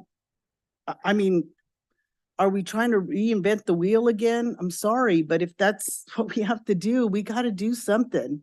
We want to make it easier, not harder. It's just my comments. I have a couple of comments. First of all, about 4 years ago, when I got into council, we were looking at what the cost adjustments were, what the actual cost was for our city to accommodate services to our community members. This notion of understanding that, this was actually a public hearing to have and talk about young generational people that have businesses to come out and entrepreneurs to come out and digest in our community and just get everything for free. It's not going to work. It's not going to work. This actual public hearing, this process, I commend our council. We went at it. We brought people here. We argued, we fought, and we came up with some legacy events. The Hano Festival, Animal Shelter. We came up with events that we said, these are the events. And this is actual, you guys came up with an actual cost of what it cost public works, police, fire. It broke it all down. See, we've never did that. And I've been in council, 4-year term? Now this is gonna be my second term. But we actually have hard numbers. So I'm, as an elected official and representing our community and actually constituents that actually pay taxes and actually talk about what's right and wrong and what's the actual cost, this is the right thing we're doing. I appreciate an entrepreneur that comes at 23 years old, because I was 23 when I started my first business. I have 4 businesses. But the thing about it is it costs. It costs. And if you don't pay, there's 3 things that lack. You yourself don't understand the actual business. Number 2, it hurts the city. Restrooms get affected. Our city streets get affected. Our parks get us, but then again, that resident's gonna say, I want that park to be par value. But yet I want that free. This process started off 4 or 5 years ago when we were actually talking about these pop events they're important to us. But they also have what's called the business plan. Everybody that starts a business does a business plan. If it's for a week, if it's for a month, if it's for just a weekend, they do a business plan. The cost versus the expense versus the city cost. And I just want to get back to the actual notion of, I think we're talking two different elements when we're talking about assisting young business owners to elevate and become a business person, than actually talking the cost per an event that costs in Selma. In Selma, if you have an event in Selma, if you use the park, if you use the park, whichever park you use, there's a cost. There's a public works cost. There's a fire department cost. And why do I know that? I threw the Ramon Ayala concert. It cost me $28,000 because I paid that. I paid for the medical. I paid for the police. I paid for the parking. I paid for everybody. So there's cost. But the thing about it is at one point in time, we, the city, the representatives of this community, need to take hold of what it costs to actually have events here. And we have to break it down. And we've done that. We actually had a good dialogue. We might not all be happy, but I think this process is hearing. I think it brought us together to a point where we might not be 100% approval, but we are okay and we can adjust it to you're talking about still doing the little more due diligence. But at the end of the day, there's been a lot of conversation, but I think we're talking apples and oranges, because when we're talking about funding and helping a young entrepreneur versus actually the cost of what the base is of a cost to have a function in Selma, this is what that is doing now. This breaks down what the cost is and what it's going to take a resident. And we've already monumented. We've said these clubs have the right to have a function in this community, and it's not going to cost them because they do X, Y, and Z. And I think that's really good, because at the end of the day, the most important part is that we put a number to a cost. And that's really important, because 4 years ago, people would come to us and ask us for an event, and we were like, all right, well, we'll give it to you, but we didn't put cost to it. So now we're having costs, and that's what I really appreciate. My comments go to the fact that I commend our staff for bringing it all together, bringing it to us. We argued, we brought people in, we're where we're at. It might not be the best looking thing for our community, but at least where we're at, we at least have some accountability of the financial part of it. So I commend you guys for that. But I do still think that if we get back and later down the road, we can talk about, hey, more monumental, or who are the, whatever. But I'm not for that. But yeah, we're in a good position, I believe. And I'm just saying it in my part. Okay. If I may add, with regard to fee waivers, the only thing that staff has proposed based on discussion is changes in how the fees are reimbursed. But we're not changing the fact that nonprofits are the only ones eligible for fee waivers. That's always been the case, and for-profit businesses have never been eligible for fee waivers, even through the old adopted policy that the council passed in 2019. And so it's always been the case that that for-profit businesses, including pop-up events, have not been eligible for our fee waiver. So just wanted to clarify that. So we're talking strictly for nonprofits here. Thanks. So we've got a public hearing. Let's open the matter to the public and get any comments from the public at this time. The hearing matter is open. If anyone would like to make any comments?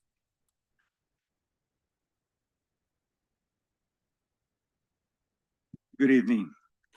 I agree with the last speaker that we should have a cost for them, because I myself have cars and classic cars, and I go to car shows and they charge me between $30 to $40.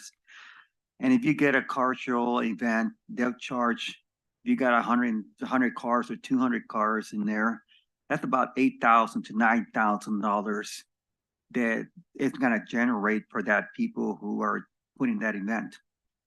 I think it's only fair for them to pay for cleaning, for service, for having restrooms clean and everything for the next person who's gonna come and have the same event or a different event. I think that the city is on point with, Mendoza and Trujillo, that yes, I agree that it should be a cost for everybody. And talking about a cost, about events, you got the flea market in Selma, which is Kingsport. You have 10 people out there in the flea market every Sunday, every Sunday, collecting fees and everything, saying that somebody passed away.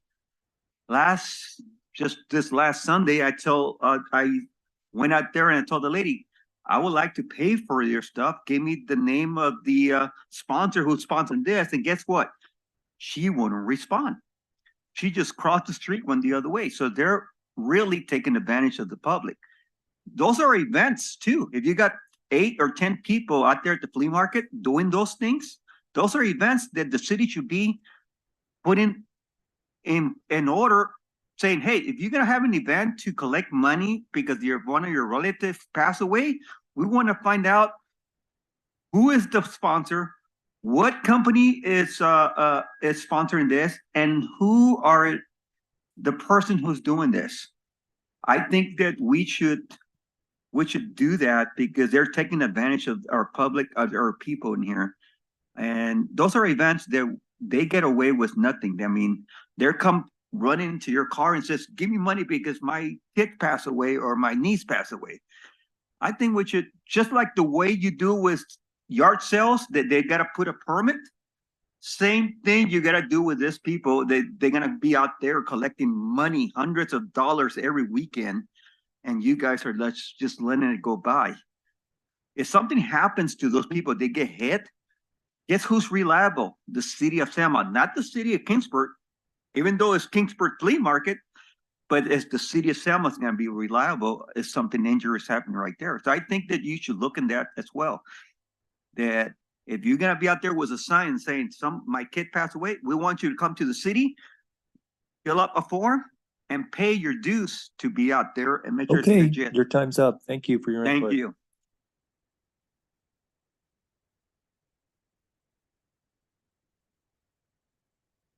And I just wanted to address some fees as far as pop-up events. I'm not asking the council to waive any fees. We are perfectly fine paying the fees.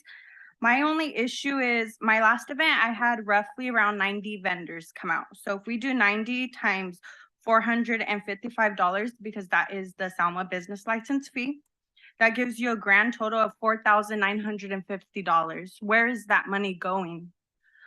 Some of our parks have gopher problems. Children trip on these holes that are in there.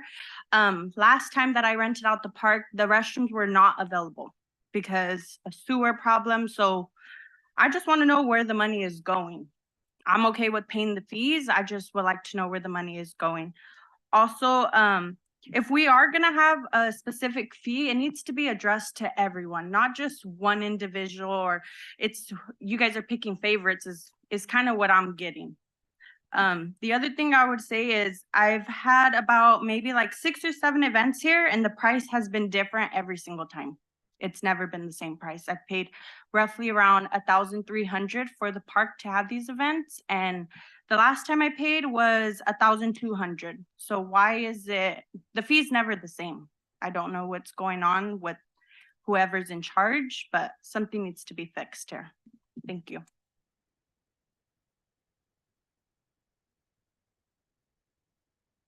Anybody else? Anybody online or on the phone? Okay, let's get out of there. Bring it back. All right, with that, we will close the public hearing and bring the matter back to council. I just wanted to say thank you to everybody for their input tonight. Say thank you to Samantha for all the great job you're doing with the pop-up. You're showing us how it can be done. You're showing us the next generation is going to lead our city. And I've enjoyed your pop-up events and taking your comments to heart. I think that there has to be uniformity. I think that's what I'm hearing from you as well, in terms of pricing. Not that we don't have pricing, but it's kind of the same and it's consistent and it's uniform for everybody. I would like to see more encouragement of the entrepreneurs. And I think we brought this up and it kind of split off into two things. It split off into the fee waivers that we were talking about, because yes, as a Councilman Trujillo said, the city council was getting a lot of fee waivers, but I go back a little farther than 2019, as do some people in this room. And the city used to never give anything, no fee waivers, it just didn't happen. And that evolved, and then the council started giving fee waivers, and the fear was, oh, well, we're gonna open the floodgates and everybody's gonna come for fee waivers, and everybody came for fee waivers. So then we had to talk about managing the fee waivers, and that's what we've been doing ever since. And it's good to match the costs and to the fees and the fees to the cost, but they have to be equitable. And I think they have to be encouraging. And I think there are things that transcend those fees and costs. And the thing that transcends the fees and the costs are our next generation. And I would like to see that 25,000 increased, not just for nonprofits, but also for our young entrepreneurs, so that we can get these pop-ups done, encourage our people. I love street eats. I appreciated Councilman Trujillo and Planning Commissioner Franco bringing street eats to our city. They're pros. They knew what they were doing. I mean, they had it down. That's great. They were here one time. We've got folks like Samantha here that live here and that want to make a difference in our town, are going to be our next business leaders. And I think we need to encourage that. And I think the way we can encourage that is by helping them with their costs, at least for their first few events, and then helping to show others how to bring them along, because it's my suspicion, and I'm almost done, it is my suspicion that you're going to be our next restaurant owner. You're going to be our next banquet hall owner. You're going to plant here in Selma, and you're going to inspire other people to do that. That's the whole point, to keep our city moving forward. So I really appreciate everything that you're doing for our city, and I appreciate everything that these people have pop-ups. And this is what this is about. And I appreciate the legacy events. We also branched off into legacy events. That was the other direction that the council went into. And I'm appreciative that we added the Tejano Festival, which, my wife and I worked on for years and years, and we would do the Tejano, and, we would pay the fees, and we never asked for a fee waiver. And we would come to council like a couple days after the Tejano, and we would lay out all of our costs, everything it cost, and everything that we made, to be 100% transparent. That's what we did. And I think that's important too. And I hope that this matter that we're deciding on tonight, this second reading, I hope that this will encourage that transparency as well. Mr. Mayor, just say a really quick comment in regards to the equitable and the suspicion of change fees. I give all the respect to my staff, our city staff, and I understand that they're working hard. And I could almost put all my integrity down that they are providing the adequate fees. So with that, I would like to just let everyone know that I understand our staff is working diligently on this pop-up events, and I know that you guys are putting out the proper amount of financing, and I know you guys are working with everyone in our community. So I thank you for that. Do we have a motion on this item for the consideration of the revisions of the fee waiver, second reading? Does anybody have this is a second reading. Is there a motion to approve? I make a motion to Is there a approve. second? I'll second. Call the roll, please. Councilmember Mendoza Navarro, Yes. Mayor Pro Tem Cho, Yes. Councilmember Guerra, Yes. Councilmember Trujillo, Yes. Mayor Robertson. Yes. And with that, we'll move on to our next item, which is the Selma Kingsburg Fowler Sanitation District Closed Circuit TV and additional district related activity updates. Good evening again, council. This item, I think, was again brought up as an future agenda item, based on the information that was provided to SKF at their board meeting, along with some of the discussions that staff has been having with SKF staff regarding various city-related, wastewater issues. So if you recall, there was a board meeting with SKF where there was an item regarding closed circuit TV of various facilities within the district. City staff provided written comments regarding that item to SKF staff as well as the SKF board. As a part of that item, city staff was trying to highlight the importance of CCTV. As part of the district's management plan, they identify specific allocation for funding to be done on an annual basis. Staff was merely pointing out inconsistencies with their own management plan, but also highlighting the importance of doing investigative work in terms of doing CCTV, that it can prolong use of infrastructure, therefore reducing capital costs and the need for outright replacement of facilities. Apart from that, there's considerable support from various outfits that you can reduce overflows by 50%. You can prolong the lifespan of facilities up to 20 years if you do a proper CCTV program. So from the city point of view, we felt that it was a good use of public funds, if needed, to do the CCTV program as outlined in the management plan for SKF, instead of, because that program may lead to savings instead of replacement of infrastructure, right? You may catch issues with infrastructure before the need to outright replace a segment of pipe that is hundreds of thousands of dollars. Instead, you can spend, a minimal investment doing a CCTV program where maybe you find a leak that doesn't lead to a huge sinkhole, which I think the city's dealing with some other issues. But anyway, but apart from that, staff has reached out to SKF regarding this issue to try and understand the program, garner some understanding of what's been CCTV'd within the city's wastewater system, apart from other requests for data, which have gone unfulfilled by SKF staff. So. And thank you, Deputy City Manager, for that report.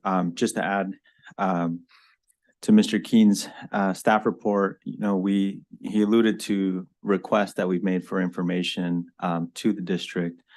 To this date, they've gone unanswered, not only with regard to CCTV data, anything that they've actually generated in terms of footage from the CCTV, of different lines within the city of Selma, like the Dinuba line, like the McCall line.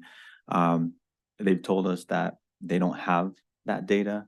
And also more recently, we've requested data that they've generated as part of the master plan update. And we're getting pushback from the district about sharing that data, which is basically the flows that they've measured coming into Selma and out of Selma, through the different areas that SKF manages and maintains. And so the justification that SKF has given us for withholding that data is that they're currently drafting the master plan recommendations. However, without that data, we don't know, the city, our city engineer, our department, community development, we can't make good evaluations of their recommendations without looking at the data which their recommendations are based upon. And so if they're withholding that data until they've released the draft recommendations, but we're pushing for that information up front so that we can make competent and well thought out comments when they do finally request comments from us. And so it's within our service agreement that we have the right to request and inspect those records, and they're still not being forthcoming with those records, including the CCTV data.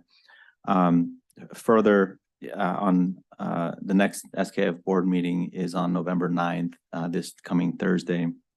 And on the agenda for that meeting is a request by the general manager of SKF asking the board for approval to come to the city of Selma to provide an update on SKF activities. As the council may recall, we did, the council wanted to hear from the general manager of SKF on their activities with regard to Selma.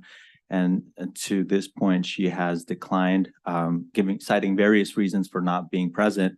And now she's requesting direction from her board. And I think part of the justification for that is that we have representation on the board of the SKF board as well as on the PAC, which I sit on, and I'm the chair of the PAC. The issue with that is that we don't always get full information at those meetings either, at least speaking from the PAC perspective. You know, I've asked for updates on where they are at with grants in terms of funding, finding grants that will fund these improvements that they're budgeting for in the CIP. I've asked for them to be placed on the agenda for discussion, and you know, usually I just get very vague information, nothing specific. And when I press them on the matter, they say they have to get back to us. And so it's a very almost opaque process that they have over at SKF from our perspective, because of these requests that we're making for information that are not being met. And so we're looking for direction from the council as well as to how we can further, you know, just increase our ability to examine the information that SKF generates, which really impacts our city and our residents. So that's just what I would add to Deputy City Manager's comments. I have a question for you. So I've been, you know, I've sat on that board and I understand what they do with their CIPs. They place CIP projects on the map for the upcoming year, and then they push Selma's over and they don't complete them. I've done so much analysis since 2019. Let me just read to the public and to the community. To date, multiple city staff requests for any historic CCTV data produced by SKF have gone unfulfilled. SKF service agreement with the City of Selma, Section 3A provides the City of Selma the right to request and inspect such records. Why is this such important? Since day one that I got elected, why is it so important? We can do in the City of Selma all the infrastructure we want. But as long as SKF is not providing the analysis and the product that we need, we're not gonna go hand in hand and produce. We're not gonna grow properly. This has been a concern since the day I was elected, and that thanks to Louis Franco put me on the board. I did analysis and to this day, we have, in 2017, this program started. We have actual records saying from 2017 and 19 that they started this camera footage. And now they're telling you, the staff, that they don't have it. This is a problem. This is a problem because infrastructure is what's gonna guide our growth in our community. We can invest all the money we want on all those lift stations, but if SKF doesn't wanna work with us in that contract, we need to go back and talk to them and see what we're doing and what we as representation, we have representation in this board to go and speak to them. It's not a matter of being a good friend of them. It's a matter of holding people accountable. And at the end of the day, our growth is gonna go in front of what we do in this council. And we've been talking about this, and the growth of this community is not gonna function as long as they don't provide the infrastructure data that we need. And we need all this information, and we need to get it as soon as possible. I don't know what the council wants to do about this, but I find it very, very frustrating. I've been talking about this since the day you got here, man. And the thing about it is, it's the truth. Now you're seeing it up front. And that's where we're at. So. I just have a quick question myself. I sat also on SKF, and, you know, of course, a lot of it was new. You know, I was a new council member myself, and sitting with them and going over all this information, I questioned in regards to their presentation of the projects. And that was one thing that I mentioned in regards to SKF is, why are we not building homes? You know, what's the issue? I mean, what's the holdup? And they explained to me the sewer line was our problem. That's how they explained it. They said they don't put in sewer lines. That's your problem. And I said, well, okay. She goes, all we do is service. So you're not building homes is not an SKF issue. That's a development issue or a city issue. So I don't feel, I mean, getting the understanding, I don't feel that SKF is not willing to do what we want them to do, because I sat on that board myself. And I think that what we're doing, we're in a situation where we need to look at our future projects and find out, okay, what do we need to do to allocate more monies into, I believe it's the RR account, R&R, and what is it going to do to our ratepayers? Because it's going to affect our ratepayers. So I think at this point, that's where we are. And I'll say it again. I've been on here just as long as Councilmember Trujillo, and we still don't have a new development going on. And I asked that over and over because the citizens of Selma asked me, Sarah, when are we going to start building? What happened to Amberwood? What happened to these homes that were supposed to come in? What happened to Lenore? You know, I mean, I can't go put that on SKF. I can't blame them. This is a city. We need to stop pointing fingers and holding and saying this person's doing. We have a partnership. We have a partnership with SKF and we got to work together. They've never told me I can't go over there and ask them questions or find out what the issue is. I think we have to work as a city. And I thank you, Jerome, for doing a lot of this work with the developers. What do we need to do for our future projects? And I think that's where we have to look at because it is going to affect our ratepayers. I mean, they're the ones that are going to pay for it. So that's the thing. I don't believe that they're not willing to come or willing to do a presentation or willing to give information because they gave me the information when I asked. So maybe it's not all the information. I mean, John was on there before I was on there. So What information did you get? in regards Can we to just- projects, Can I have a shot? Sure. We've all Yeah. had a turn So, here. Can I have a that- shot? that Can I was go? just my comment. Go Okay. ahead. I'm done. So I'm on the board, the city's representative, and just, my input on this part is dollars and cents. We talk about costs in our previous agenda item. We talked about matching city services to costs. And there's only so much from what I've gathered. I haven't been on SKF a very long time, but I've been on for a year now, going on a year. And the R&R fund, the rehab and the restoration, refurbishment and restoration fund, this is where the CCTV money, which just to pull it back, this is what the agenda item is about, I believe. It comes out of that, comes out of R&R, comes out of that account. That's dollars and cents. The money in that account comes from what our Selma ratepayers pay, right, for SKF.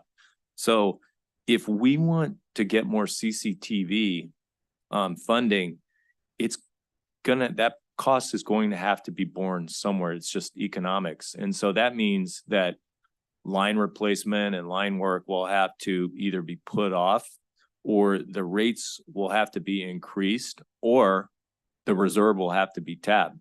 Just numbers. Let's talk numbers. 800,000 is the city's budget. That's what the city brings in. 1.2 million is the reserve. The reserve is there for job, from what I understand, after having limited experience on SKF. The reserve is there in emergencies and for job overruns. So the CCTV doesn't qualify as either. It qualifies as maintenance, preventative maintenance. A great idea. Highly applaud it. I think it needs to be done. But there's a cost to that, the CCTV. And right now, from what I understand in talking with the general manager, is the CCTV is done before they do a job to make sure they're not going to break the line.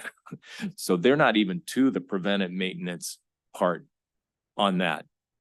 And SKF has issues in terms of personnel. There's, their district manager retired. They're doing, if you look at your agenda not to get off the topic, but if you look at the agenda, and I know you have for Thursday, where I will be representing the city, there's going to be a reorganization on there too, which will streamline, hopefully, the operations with SKF. All of this is to say that this is a really good idea, the CCTV. At the same time, we also have to look at the cost and where's that money going to come from? The McCall line in the report, very well illustrates that McCall line. That is the main line that goes to SKF. But you got the date wrong. In 2021, it didn't fail. It failed in 2019, right? So, and then it did take a long time, like a couple of years to get money from the state revolving fund. And it turns out SKF had to do that rather than the city because there's no mechanism for the city to bill for that repair. So in terms of, this McCall line, CCTV wouldn't have fixed the McCall line. Everybody knew the McCall line was broken, and councils knew for years and years and pushed it because there's never enough money to go around. That's the reality. It's a trade-off. So if this city council wants more money for CCTV, then I think you need to direct me as your board representative and city manager Santion, who's the chair of the policy advisory committee, to go back to SKF and say, we want more funding for that. How can we find it? Point two, your timing is off because the budget is still a ways away. This is, I looked at your comments again from when you went to the SKF meeting last time, and it wasn't change your budget now, right? It was introduce it into the next budget in your talks for the management plan to fund more of the CCTV. So I think that can be done. There's a framework in which more funding could be arrived at for this very worthy activity of CCTV, but it's going to have to be put into the next management plan, and it's going to have to be put into the next budget process, which is coming up in a few months. And as I said earlier, about COG that I sit on for the city, I'm your city representative. So I didn't know you were going to go to SKF. I had no forewarning, had no prior knowledge. Let's work together on this, right? Let's all work together because, I can go to SKF and it's going to be an agenda item whether or not this GM will come back and address the city council. That's going to be an agenda item. It is an agenda. Right. So I'm looking for direction from the council, constructive, productive direction from the council as to what you would like me to represent to SKF when I go to the meeting on Thursday. I want one comment. I think there's a disconnect here.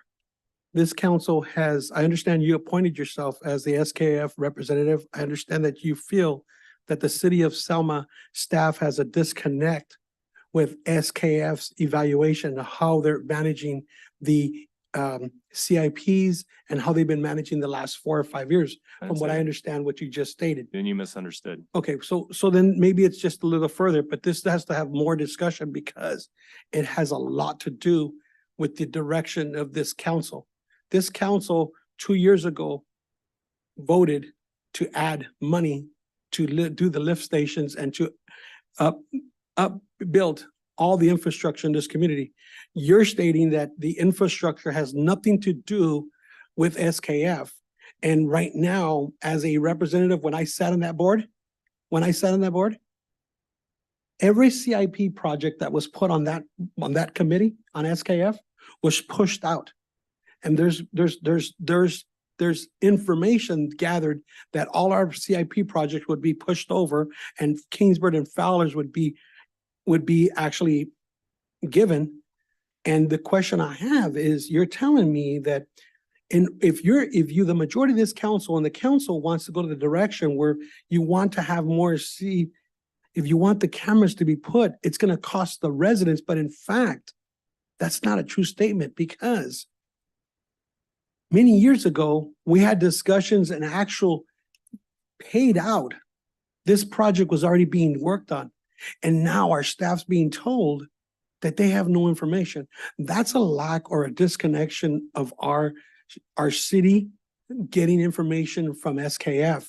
And that is where I want to go. I don't want to go personal where, you feel that this board is, doing a great job. And no, I want to talk about the roots of what's the cost in this community, what's going to better this community.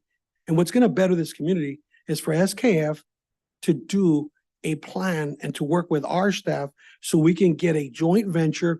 The fact that our city staff is actually typing a report saying that SKF doesn't want to work with them should alarm every one of you guys. And the fact that it doesn't, and you still want to say that it's our staff's fault, that's a concern to me. And there's a disconnect here.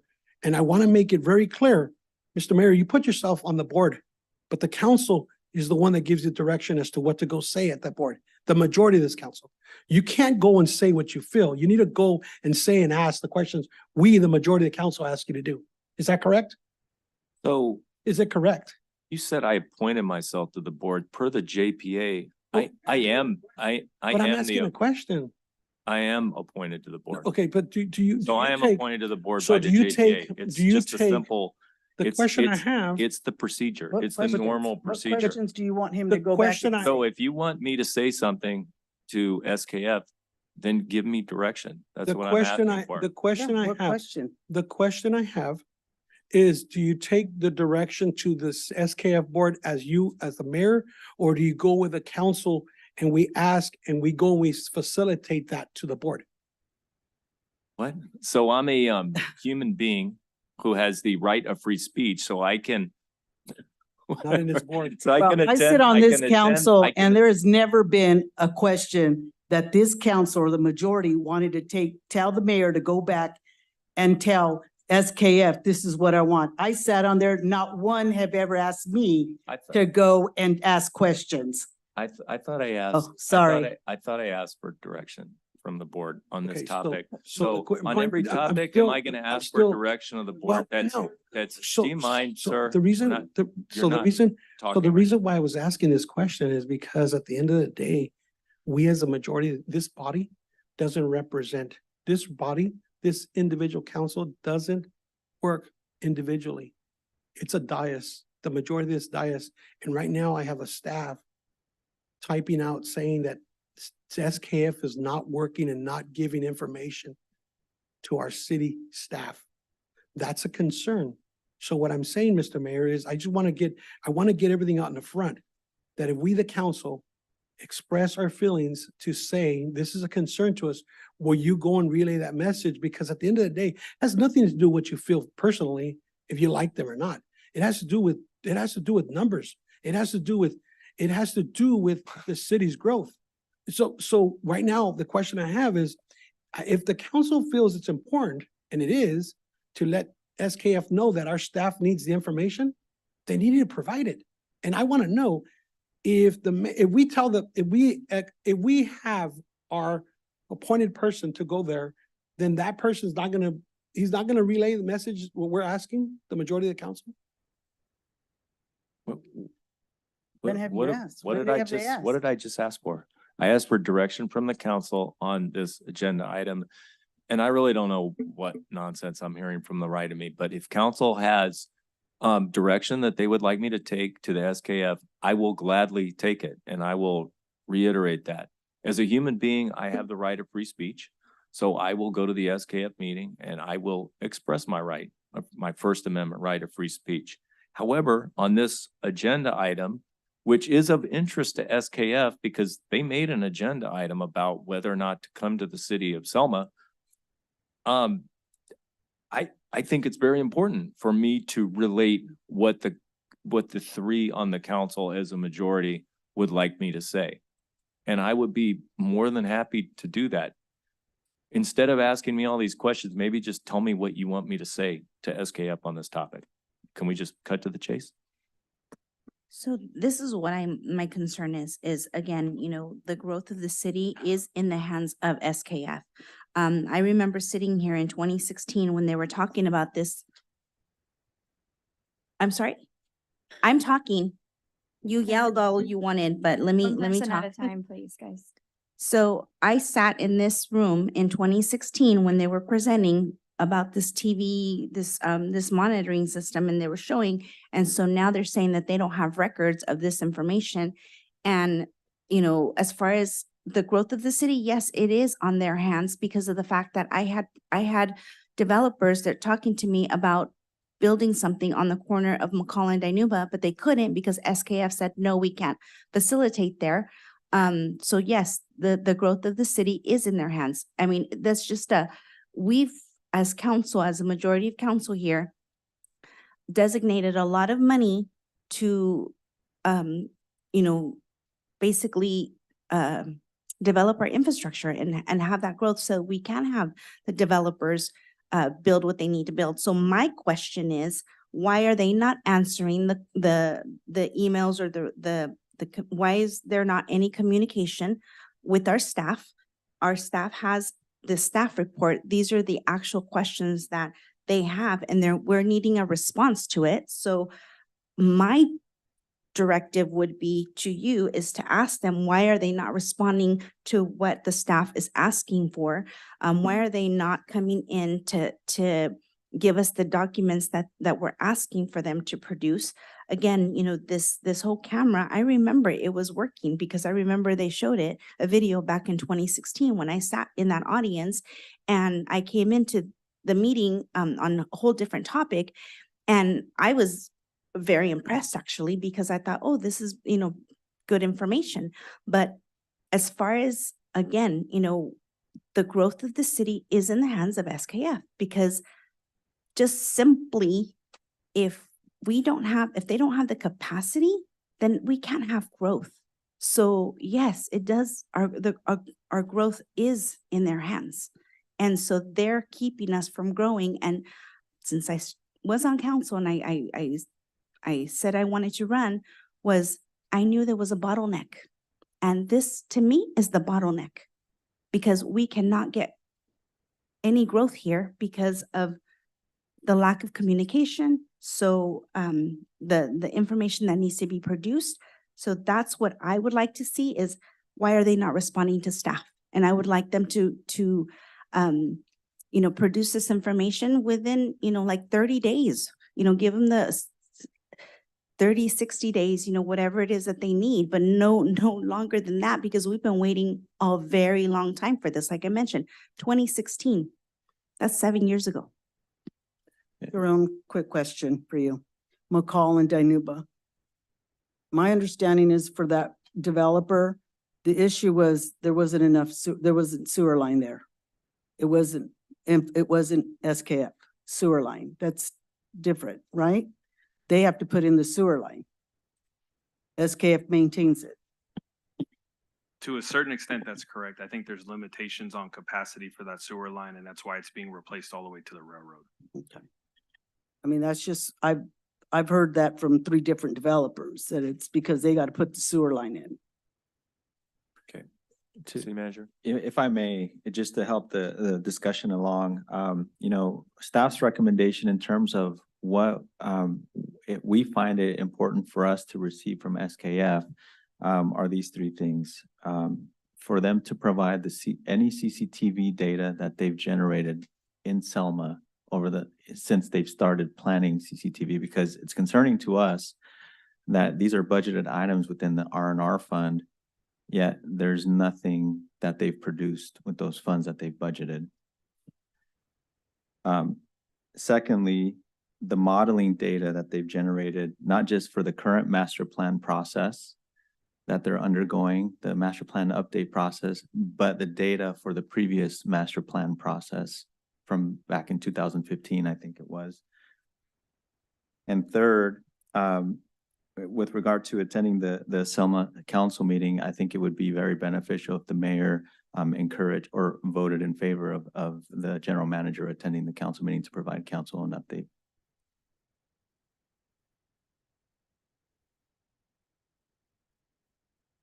Okay, so I'll need consensus from council to take those 3 items and represent that as the city of Selma's position. Do we have consensus? Yes.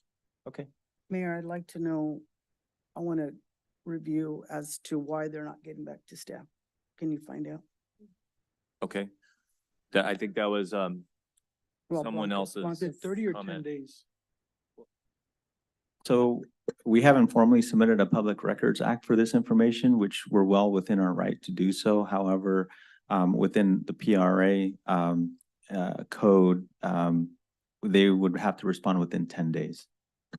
Or show that there would be or ask for a delay because the an information extended might be deadline. hard to ascertain. Is that correct? Yeah, just to be clear, initially the request was made under the service agreement, which requires, which creates an obligation of them to provide us with information related to their operations in Selma. But the information that we are requesting is also a public record.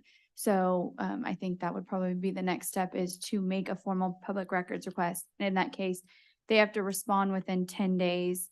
It doesn't mean they have to produce the documents necessarily within 10 days. They just have to respond whether they have responsive documents, if they are going to be producing them, or if they're not, under what exemption are they gonna not produce them under? And then they have to give us the documents within a reasonable time. Can I ask you a question on the legal terms as to understanding that the city of Selma is a partner of their group? Do you find it kind of, what would be the reasons why they wouldn't be providing our staff this information? I have no idea. That would be speculation. I know that they are required to, absolutely, but I don't know the reason.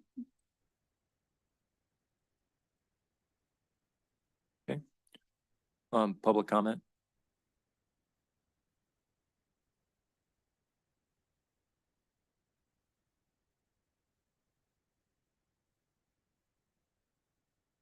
Want to turn your mic on? Louis Franco, 1064 Mill Street.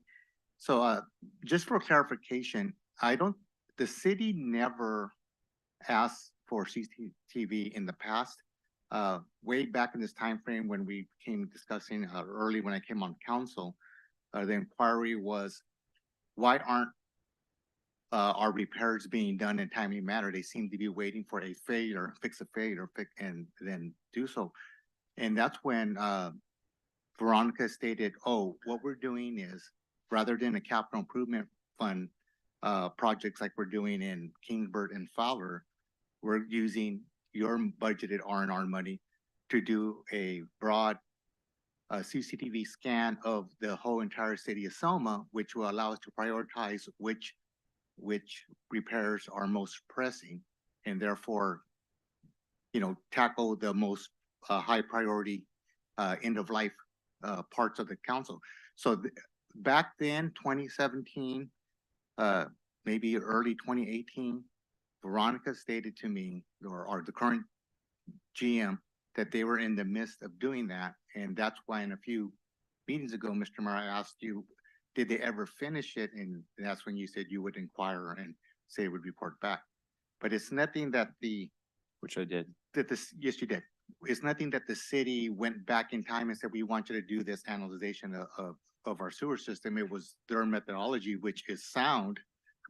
And I think city manager raised a very valid point. If we've been paying for this for the last 4 to 7 years, we just wanted a report of what we paid for it so that you as good stewards can see, yes, we paid for this service and here's the results, and you guys can do your future planning to move our community forward. That's all. Thank you.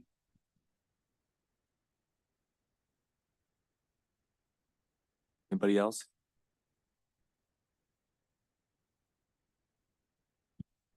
Sir, I got a question for the mayor. Who do you represent? The city of Selma, or you represent SKF? Who do you represent? You took an oath.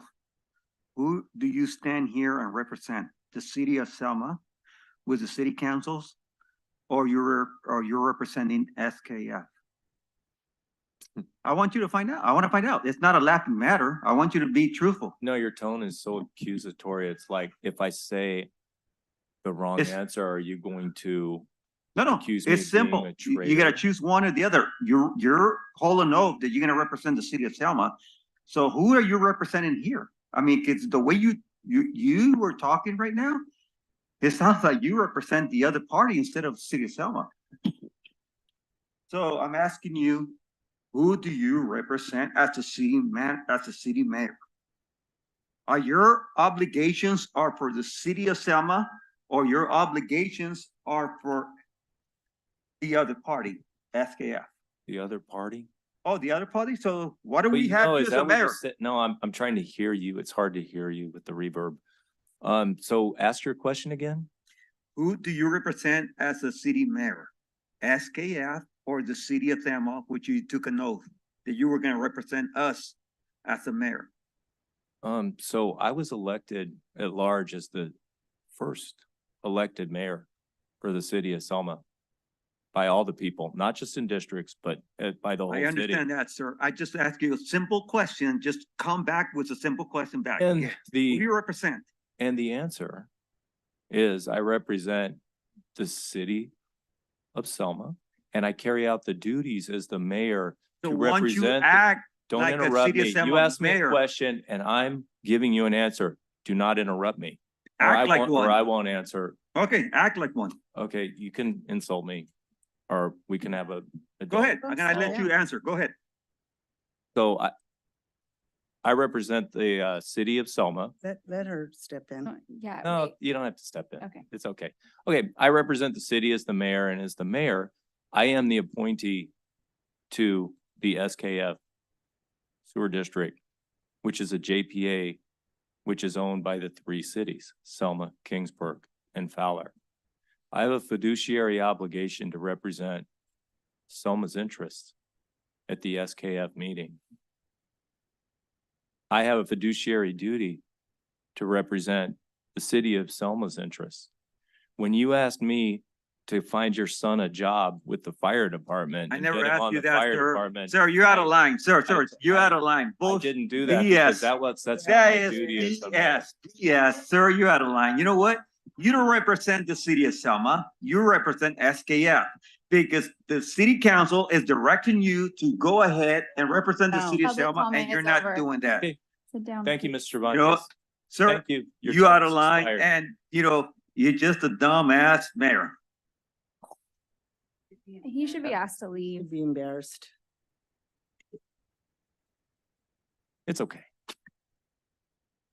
He's making himself look like he is. That happens. Okay, anybody else with any positive input on this agenda item? Anybody online or on the phone? No? Okay, with that, we will bring the matter back. And okay, this is just an informational item. I have been given direction by the city council, which I will take to the next meeting. I will duly represent, I will ask, why is SKF not responding to city staff? Per the city manager, I will ask the SKF to provide CCTV data to the city of Selma, including modeling data for the current master plan and previous master plan process, correct? So the CCTV data is separate from the modeling data. So CCTV data, for any data that they produce as they're videoing our system in Selma, any data that they have available for Selma.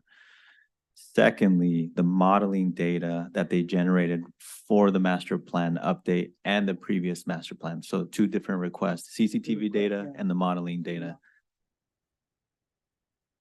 Data and then. For the current master plan and the previous master plan. Correct. Got it. And then I will vote in favor of the general manager of SKF attending a future Selma City Council meeting. I believe that's a direction from council. Okay, everybody hear that? Okay. All right, with that, we will move on to our next item. Oh, and I'll report back to council after the next SKF meeting. All right, number 3, consideration of the 2024 health benefit plan and resolution approving and adopting the 2024 maximum city contributions for eligible city employees. Welcome. Morning, Mayor. Good evening. Good evening, really. It seems like morning. Good morning. Time to get out of here. We've gone through a lot here. Wow. What you have before you again is the consideration of the health benefit plans and adopting the maximum city contribution. As you're aware, the city will be moving away from CalPERS Health in January of 2024. City staff ultimately recommended self-funded. Blue Shield Network was selected as that network has a larger network and there's more providers that are available to the employees. large majority of the employees had CalPERS Gold and CalPERS Platinum plans.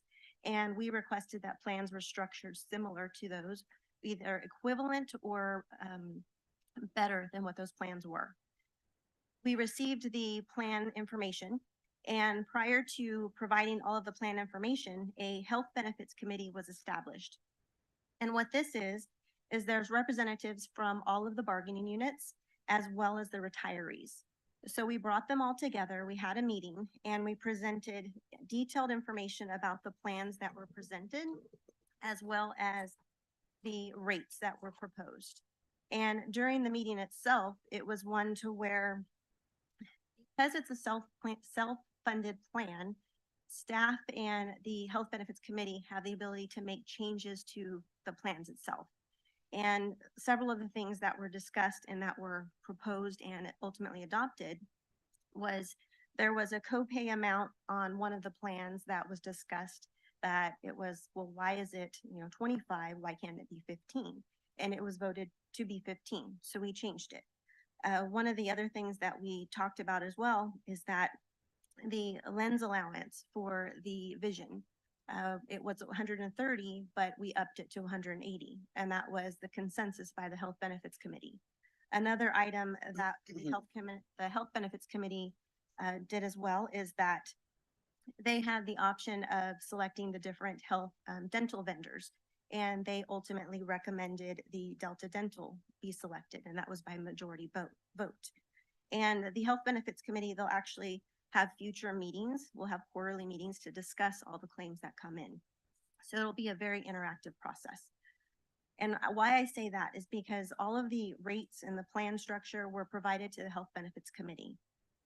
And they agreed on the rates that are before you tonight.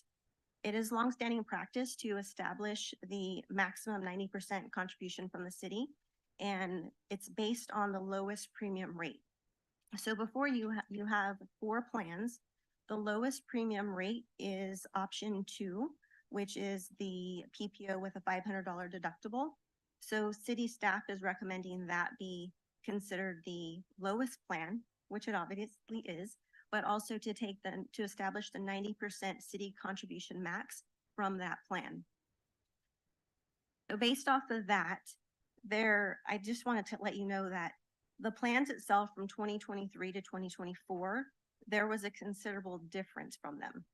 So for the 2024 max, what is before you tonight is the employee only 455, employee plus one 850, and family coverage of $1,114. In 2023, the rates were considerably higher because the plan rates were higher. So the contributions for 2023 was $680. It's a 39%. We're going into a 39% decrease from last year. I'm sorry, from 2023 to 2024. For employee only, the 2023 amount was $1,361, which is a 46% decrease from 23 to 24. And for family, it was $1,769, which is a 46% decrease, again, going from the 2023 city contributions to the 2024. That's just a side note. I need to tell you that. The difference again is because the lowest plan for 2023 was significantly higher than the lowest plan for 2024. That was the major difference. So we have plans that are comparable to what we had or we have currently, but the rates, the premiums are significantly lower. So that's why there's the difference there. We also reviewed the dental and the vision plans, and we have a higher maximum benefit allowance for dental. We have a $2,500 allowance where it used to be $1,000. And we also have an ortho benefit of $2,000 per person, child and adult, which is a lifetime benefit. We are now going to be offering VSP and IMED providers, along with the increase, as I stated earlier, frame allowance, which was increased from $130 to $180. So we have enhanced benefits of not only the medical, but the dental and the vision as well. We also need to establish the maximum 90% maximum for the dental and the vision, and those rates are before you. One thing that I'd like to note about the plans for the dental and the vision is that historically there was an aggregate rate premium, which means there was one rate for employee, employee only, employee plus one, and family. So for 23, it was $80 for everybody who took the plan. Because we have tiered rates for medical, we felt it would be prudent to add tiered rates for the dental and vision. So that's what we did. Additionally, the retiree medical plans were reviewed, and it is the pre-65 employees will be offered the same medical plans as what the active employees have. And the post-65, those are the Medicare eligible employees, they will be offered a retiree first benefit plan, which is equivalent to a PPO plan. So essentially, everyone who has Medicare will have an enhanced plan available to them at a reduced cost. Is $264 per retiree per month, which is reduced for the majority of the members. However, the city will continue to contribute to some of the retirees because it was stated that the retirees would not pay more than what they're currently paying. Questions? And if I could add to that last point, that applies to the pre-65 retirees as well. What our commitment was that if you're a retiree, you're not going to pay more next year in terms of your out of pocket premiums than you're paying this year. And so if the retirees end up paying more next year for the same or a comparable plan, then the city would cover the difference for both pre-65 and post-65 retirees. That's for 12 months. Yeah, For for the at least 1 full year. benefit year. Mhm. Full year. Yeah. Any questions from council? I don't have a question. I just have a comment. Great job. I just did the math real quick from what we were paying before, and it's close to almost $800,000. We're at like savings. So it's $792,230. And I know there were a lot of people in this room that were nervous about, stepping away from CalPERS. I wish I had the staff at my office so that we could do that, but I just didn't have the staff. So we stuck with CalPERS. Plus we don't have as many lives. But this is really good information, and I'm glad that, we were able to also take care of the retirees because they did, work for many years. And I know, they don't get very much of an increase. Like I mentioned before, last year was an 8.7% increase in their COLA. This year it's 3.2%. So it's not, as significant. So that's good. What I'd like to add is that the retirees will be eligible for the vision and the dental plans as well. Before, when they left, they would only be able to get the dental through CalPERS. So they will be eligible for the same dental and vision plans as what employees have. Jenny, I have some questions. I'm just looking at the Blue Shields because I know they're one of the Blue Shields is a network with the CalPERS, and normally a lot of people choose Blue Shields, and you were able to get Blue Shields in this plan.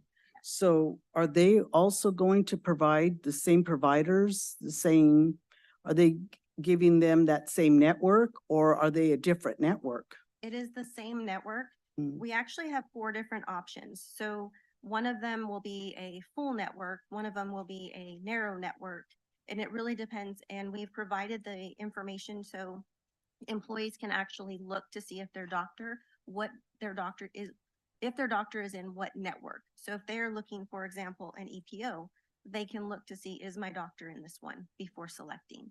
But there is within one of the plans an option for the employee to have their same provider. Okay, so at this point, are the employees, they have the option to select who they want to go with, correct? Are they still in that process, or have they already selected? No, we just opened today. Okay. So we are open from 11/6. I'm like, good morning.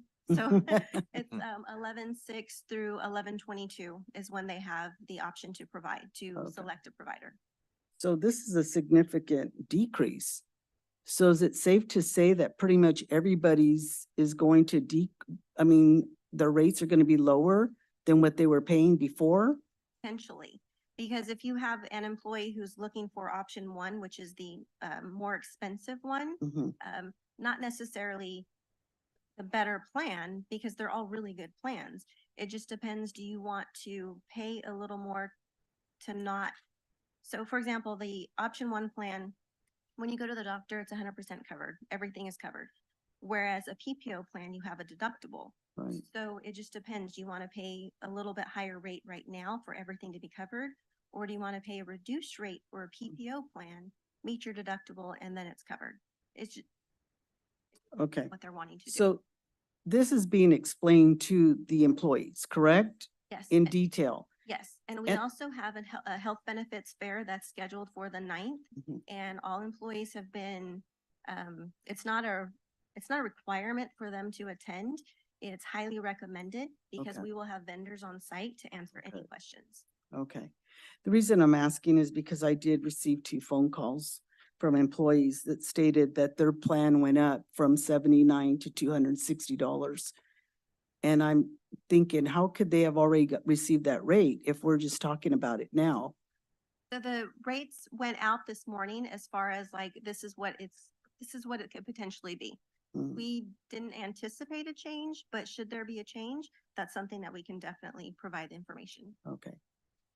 So as long as, I think if they're just being reviewed in detail, because it does get confusing when you have several plans to pick from.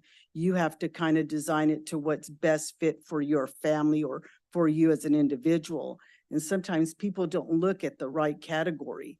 Maybe Correct. that could be it too. Sometimes they only look at the first option, which is Yeah. available, and they don't realize that there are 3 really good options that are also available. Right. We also have provided to all of our employees a health benefits guide that has specific information about all of the rates, all of the plans, what deductibles are, a link that will be able to show them where the providers are.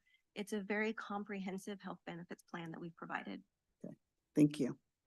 And then how much is the city actually saving compared to 2022, 23 premiums, 23, 24 with this plan? Is it static? Is it the same? You mean between the actual, so What the city is paying as opposed to, in last year and what city's gonna be paying this year with this new health plan? what the projected is for Blue Shield is the 1.2, and for CalPERS renewal rate is 2. So What was the last year? I don't have what last year's is. Yeah, we would be basing it off what the projected rate for 2024 is, because that's what we would be paying if we would have stuck with CalPERS. Okay. So the 2024 renewal rate with CalPERS and our projected rate with Blue Shield as an actual savings is 792,230. No, I'm just looking at in terms of the money out of the city's coffers Costs. from last year to this year. You don't think it's gonna be any more than it was last year? Are you talking about the claims or the premiums? The premiums. The premiums, okay. Yeah, we have those numbers. I don't think, do you have them? Yeah, we can provide those numbers Great. separately. Mhm. Sounds good. Good job. This looks like some really good plans here, and health insurance is definitely going up. I'm concerned that we can't go back with CalPERS for 5 years, but these are great plans. They really are. And I'm looking forward to hearing all sorts of good things from city employees about how they're saving money too. So thank you for that. Really good stuff. I just have a real quick question.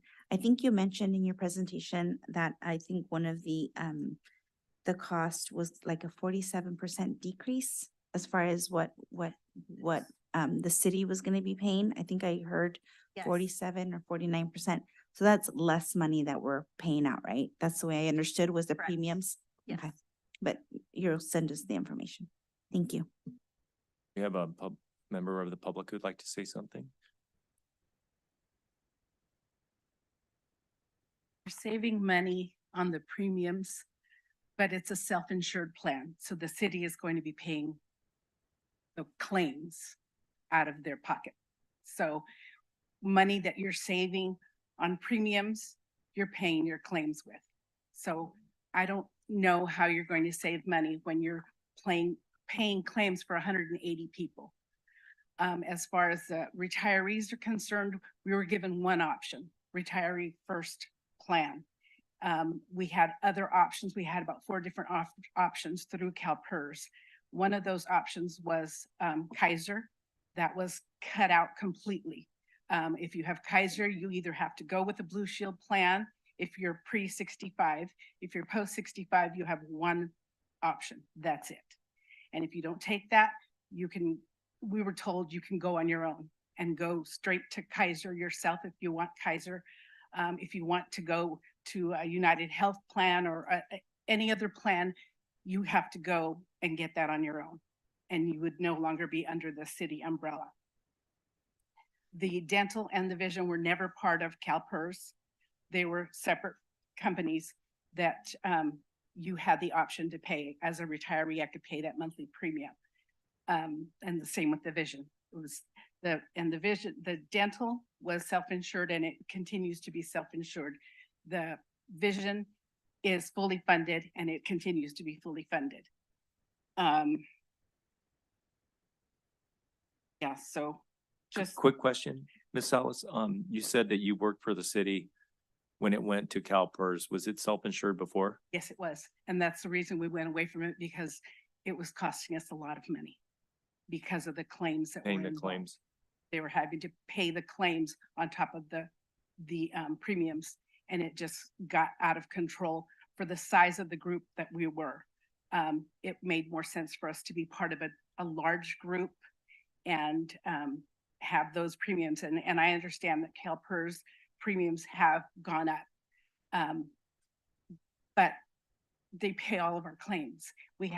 I know personally from the retiree point of view, we have several who have cancer, who have heart conditions, and those kinds of things cost a lot of money for one doctor visit or one chemo treatment or whatever. So I can see how at that point the city it was costing us too much money, and that's when we looked into going with A PERS. fully funded plan. So you're opposed to the move? I was opposed to it from the get-go, but I was asked to sit on the committee when we had our first meeting. Here she says that she was giving us 3 options.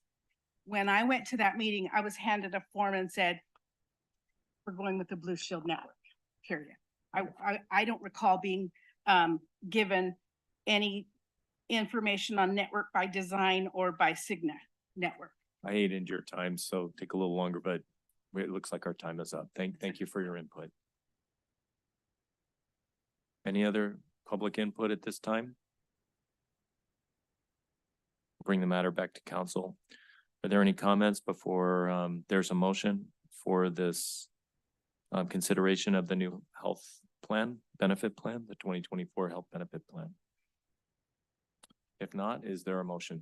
I'll make a motion to approve. Is there a second? I'll second. Call the roll, please. Councilmember Mendoza Navarro. Yes. Mayor Pro Tem Cho. Yes. Councilmember Guerra. No. Councilmember Trujillo. Yes. Mayor Robertson. No. Okay, that will move on to item 5, which is consideration of expansion of Downtown Business Improvement District Board from 7 to 9 members. Good evening, council. At the October 2nd council meeting, the council appointed 2 new Downtown Improvement District board members. As a part of that discussion, a future agenda item was asked to be brought to your council regarding expanding that board for possibly for direction from 7 to 9.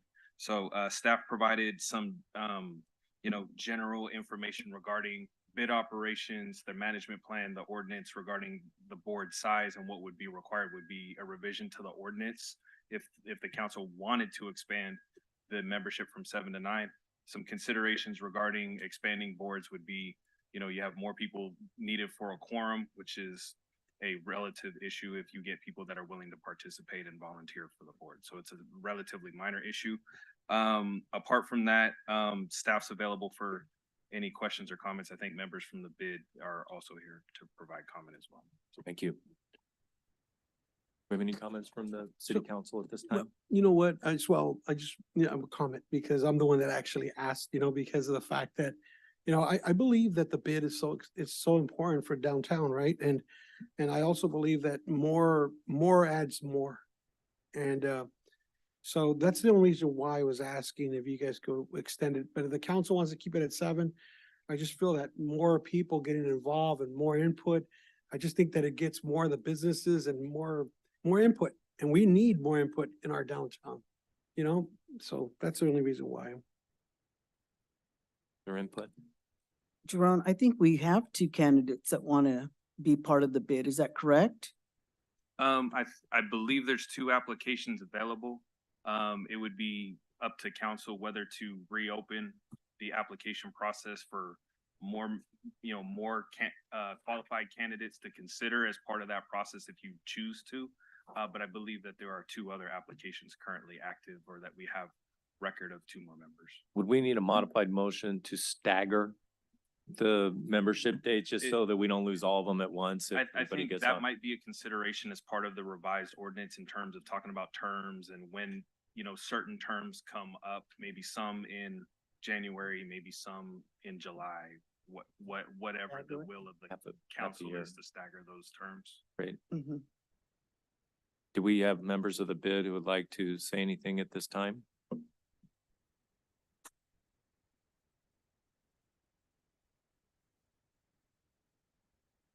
Good evening, Mayor, City Council. One of the reasons for extending from 7 to 9 was so that there was always, our terms would expire at different times. They would be staggered. That way, there would always be some experience and stability on the board. Thank you for that. Anybody with any additional comments or Make a motion to to extend it. Yeah, extend Okay. 7 to 9 members and then to stagger the and stagger membership the, term? stagger it. Mhm. Okay. I'll second that motion. Call the roll, please. Councilmember Guerra, Yes. Mayor Robertson, Yes. Councilmember Mendoza Navarro, Yes. Councilmember Trujillo, Yes. Mayor Pro Tem Cho, Yes. Okay, we'll move on to our last regular agenda item tonight, which is donation of a 1995 ladder truck to State Center Community College Foundation Career and Technology Center Fire Academy. Please, Fire Chief Jordan Webster. Well, good evening, Mayor and Council. Not morning yet. At our September 18th council meeting, council approved by resolution the surplus of our ladder truck, affectionately known as Truck 110.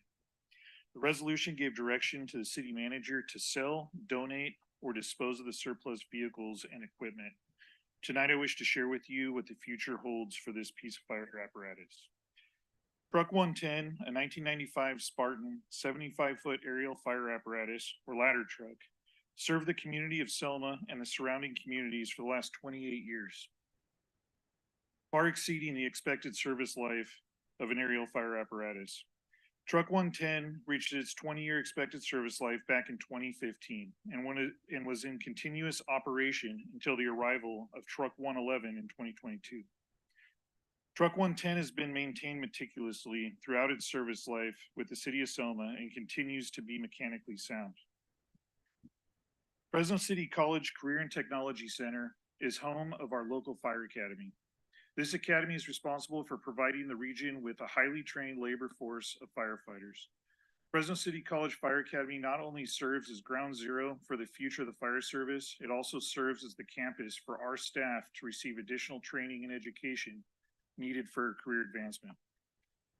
Selma Fire Department has collaborated with Fresno City College Fire Academy by sharing instructor resources as well as providing a training site to perform live fire training.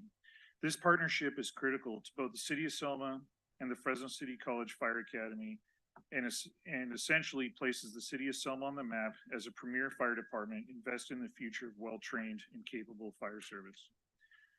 The Fresno City College Fire Academy does not currently have an aerial fire apparatus as part of its fleet.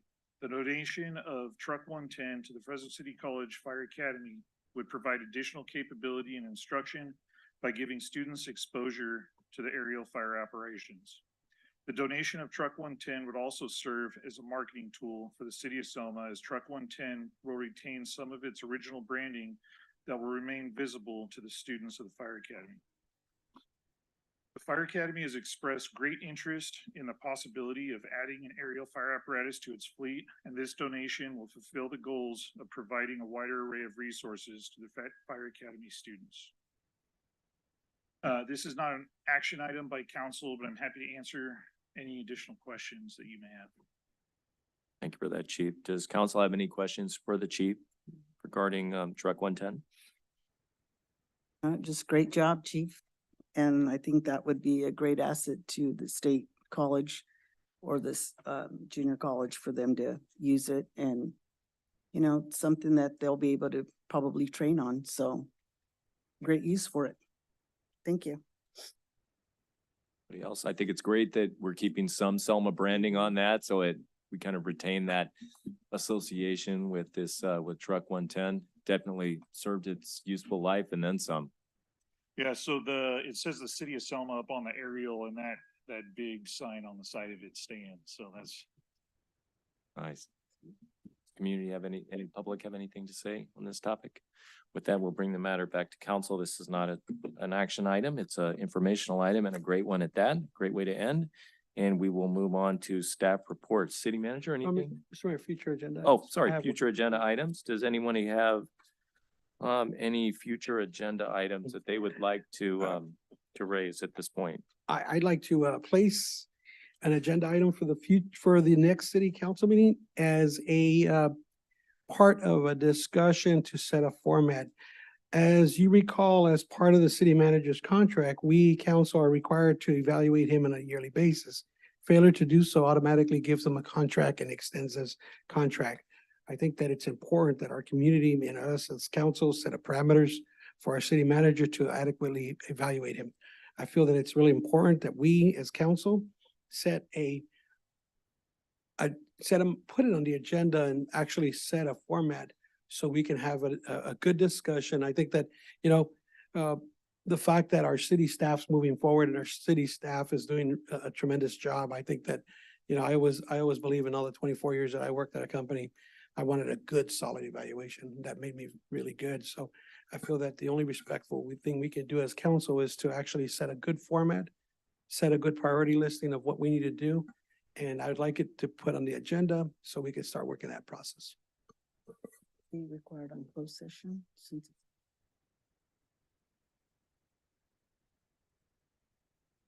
You're gonna take each item one by one for consensus. Is there a consensus to put this on the next agenda?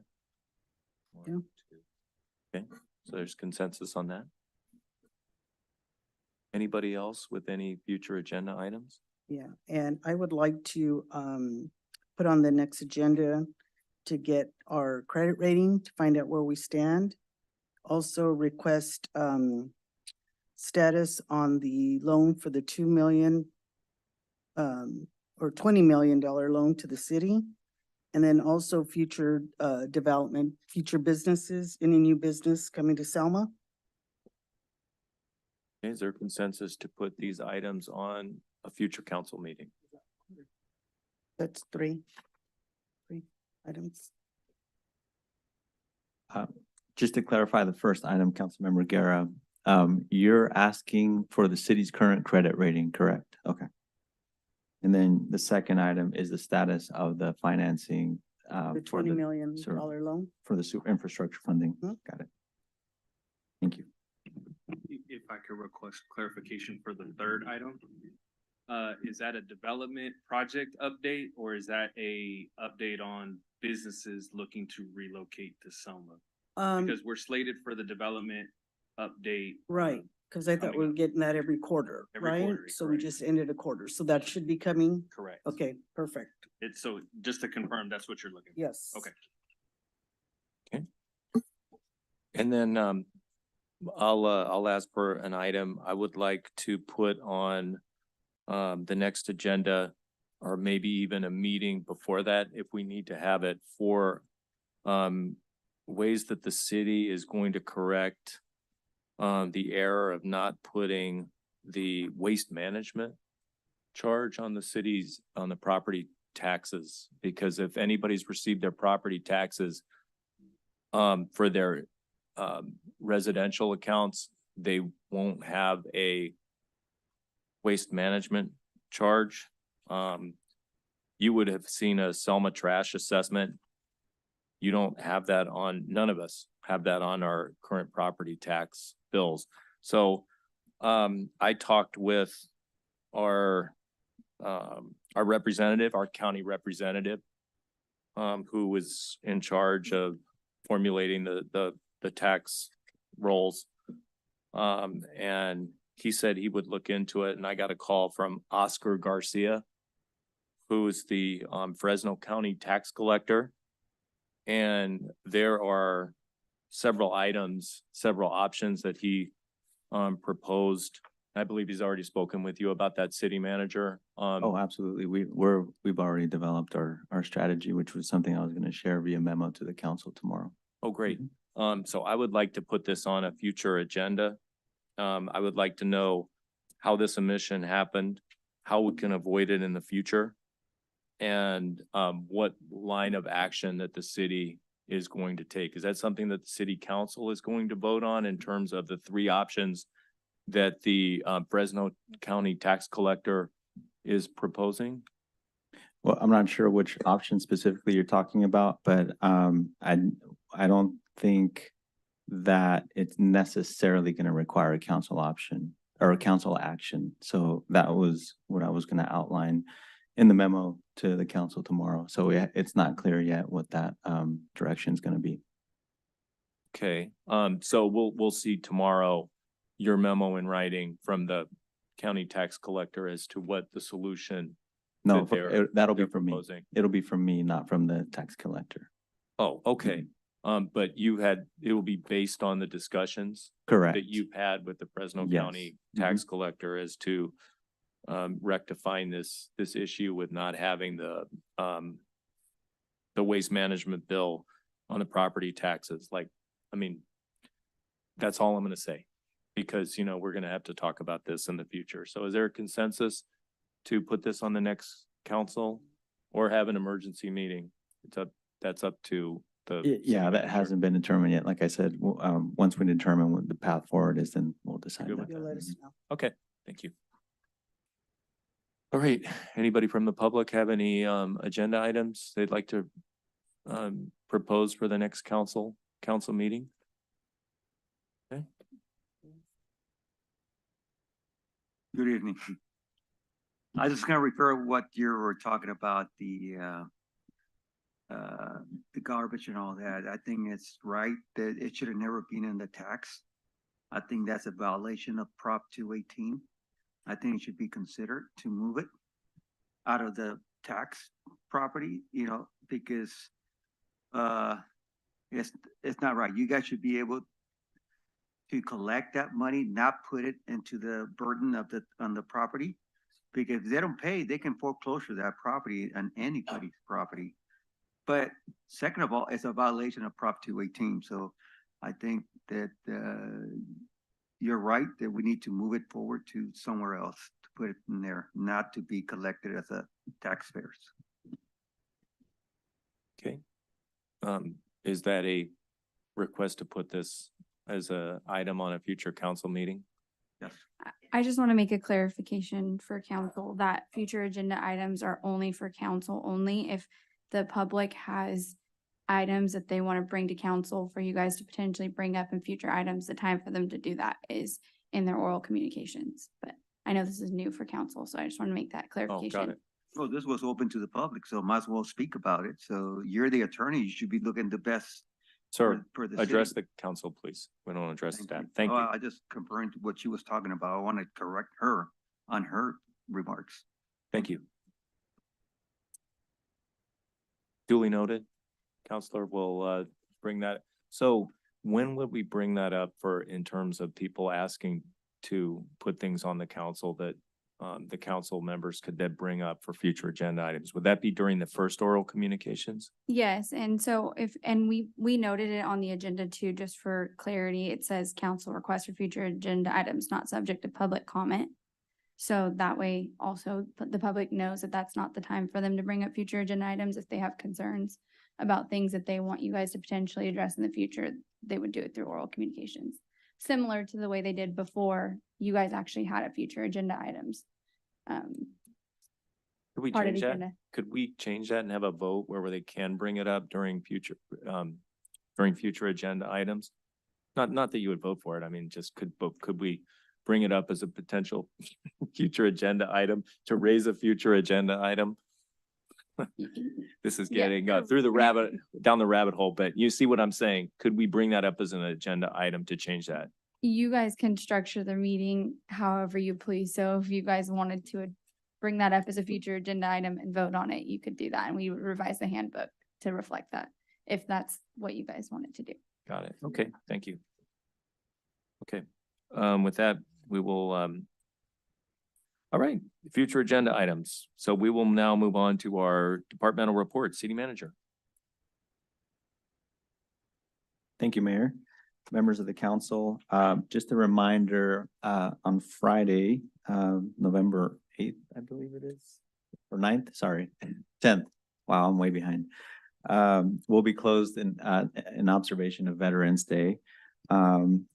Also, as many of you may have noticed, Caltrans has closed the 2nd Street exit going southbound, as well as what other exit northbound? No exits northbound, right? And so Floral's still open if you stay in the right lane. The problem is that Caltrans hasn't noticed or put up the proper signage alerting motorists as to what the different options are in terms of exits. And I'm pretty sure our public information officer was going to speak to this, but the timeline for these new closures wasn't supposed to occur until November 13th. And so they were about 10 days ahead of schedule without letting us know. So we're addressing that with Caltrans. Unfortunately, it's been quite an inconvenience to the community not having advance notice for that, but we're working with Caltrans to resolve those issues. Additionally, just wanted to welcome our new city planner, Kamara, to the staff. I'm excited to see where he can take this position. All the best to him. And thank you, Jerome, for your mentorship that I know you're going to be providing to Kamara. I wanted to let the council know that we have removed the sign on 2nd Street on the vacant property. The city staff hired a contractor after we received a court order to be able to enter the premises. So if you've driven down 2nd Street lately, you'll notice that there's no abandoned sign on Mr. Mendrin's property any longer. So thank you to the public works staff, community development, and everybody who worked on getting that removed, code enforcement, police department. And that is all I have. We did receive bids for the Clarkson lift station, which our city engineer will provide an update on. So that's moving forward as well. Thank you. Great. Thank you. Awesome news. Okay, City Attorney Dodd. Okay, thank you. Deputy City Manager Keen, we haven't heard much from you tonight. I know. I'm a little upset Fernando took one of my items in terms of the abatement of the sign. Again, want to thank all the staff that worked on that. Lupe, Macias in planning, coordinating with the contractor, city attorney's office, working through the court system to obtain the warrant, proper serving of papers to the property owner, PD and code enforcement for, posting the properly in accordance with the warrant. It was a team effort, and that's what we do. We're a team all together. So there was a lot of moving parts with that. It got done. It was, I don't know how many years in the making, but it's done, completed. So just want to thank all the staff involved with that. Again, want to welcome Kamara to the team.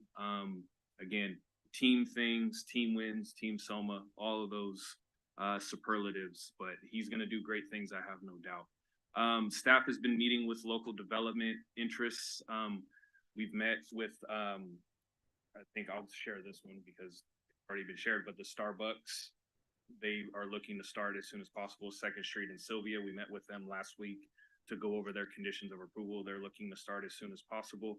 We did meet with potential home builders for Amberwood for that project as well. They're doing their due diligence on that site. They're obviously waiting for some clarification on a few issues in regards to installation of infrastructure, credits from impact fees, what have you. They're working through their own due diligence process, but we're excited. They were excited to talk to staff about it. So we just want to share that with council that we have people reaching out to us regarding projects. We're moving projects forward.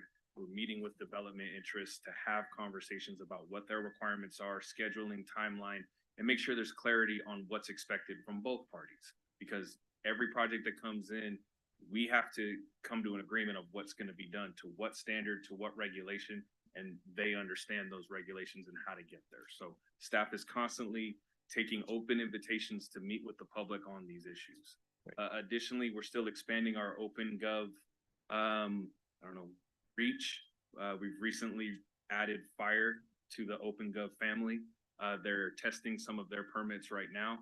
I shared a report with the city manager regarding some of our 90-day numbers and how many of the permits that were taking weeks are now taking minutes, which was the whole goal. So you're constantly seeing improvement in the process.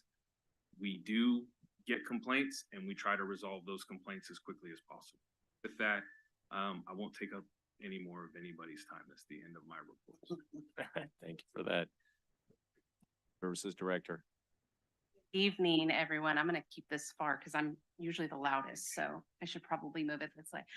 Good evening, Mayor and council members. I do have quite a few fun things to discuss today.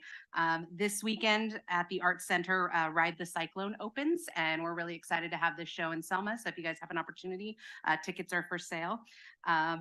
On December 16th, we are in full Grinchmas mode. So we are planning our celebration. It'll be December 16th from noon to 4 p.m. If you guys happen to notice walking in, I'm not sure, we've been moving them around. We've been getting a lot of Christmas trees. So what we're doing is working with the downtown business owners to do sort of a scavenger hunt during the event. So if there are any downtown business owners that would like to host a Christmas tree in their business, we will give you the Christmas tree. All we're asking is that the downtown business decorates the tree, then they will be raffled off at the end of the event. So it's just a way to kind of get people to go into businesses that they might not normally go into during that time. So kind of a fun event. Liz has been working really hard with that. We've got lots of crafts, carolers, all kinds of fun stuff coming. So we're very excited about that. I did want to take a moment to discuss, last Friday, we attended the California Parks and Rec Society's rodeo and workshop, Central Valley workshop. One of the things that I would like to highlight and thank our teams is I was asked to be a speaker during the event at one of the workshops, and I brought along some friends. So I actually brought along Sergeant Alvarez and Division Chief Fulner, and we presented to the attendees on our mission and kind of our one team, one organization.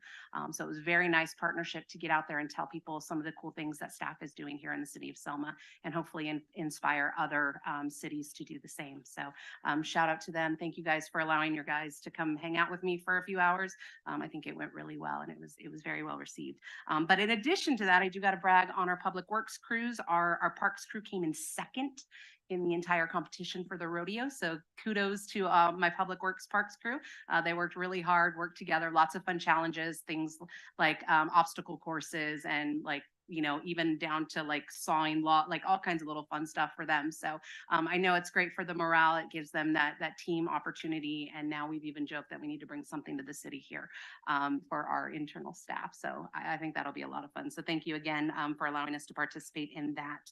I did want to give a quick update on the senior center, as I know everybody has been asking a lot about that. I've got to give, I'm going to give the kudos to David and to Janie. We now have the timeline for ADE to be working on the engineering plans, and we'll be working with the building department. In addition to that, Janie did get approval from RMA from the insurance to cover the costs for that. So we are moving forward as we continue to do that. It'll go back and forth with the building department, and then we'll be able to open it up to bid for actual construction with hopeful to complete the project sometime early spring. So, oh, and one more before, because again, I'm on that kudos train. I got to do that. Big thank you to Jenny, my new admin assistant. She has now taken over the special events planning or coordination within OpenGov. She's become the lead for it. And so for her to be a brand new employee to the city and taking on this during this time has been, I know, a challenge for her, but she's hit it head on. So I just wanted to take the time to acknowledge the hard work that she's doing because this hasn't been an easy task. So thank you. Awesome. Fire Chief Webster. Yeah, good evening. Just a couple things. We just had our time change, which is time to remind everybody to change your smoke detector batteries and carbon monoxide detector batteries. So don't forget to do that. And other than that, we remain super busy at the fire department. That's really all I got to report. Thank you. Thank you. City Clerk, Public Information Officer. Mayor, council members, members of the public, as city manager mentioned, we have been working diligently with Caltrans.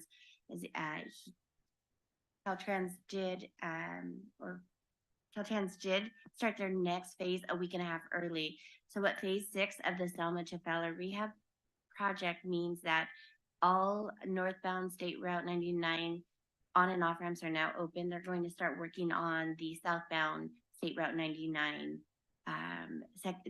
specifically the 2nd Street off ramp and the State Route 43 on ramp, which are now closed.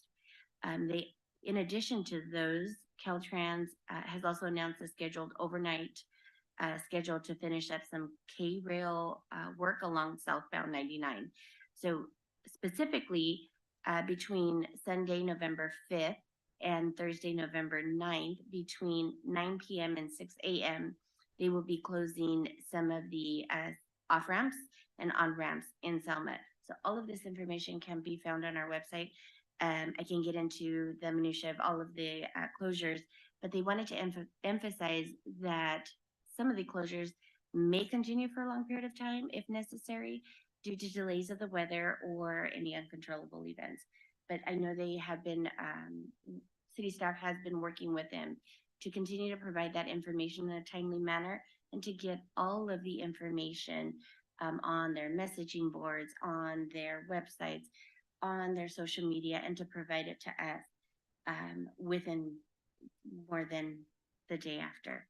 So that's something that we've been working with them continuously. Also, in addition to the Caltrans projects, we're also working with Golden State Corridor Project, which I understand that road work has continued on Woodson Avenue between First Street and Thompson, northbound and southbound lanes. Woodson will be reduced to 1 lane in each direction with flaggers at the cross streets. So my understanding is Floral and Woodson traffic signals will be on flash mode beginning at 6 a.m. tomorrow morning until further notice. The other projects that are going on in the city is the Nebraska and Thompson Avenue Sewer Main replacement project that has caused some detours, and the SKF improvement project on Floral and Thompson Avenue, which is also causing that traffic signal to be on flash mode until 7 a.m. tomorrow morning.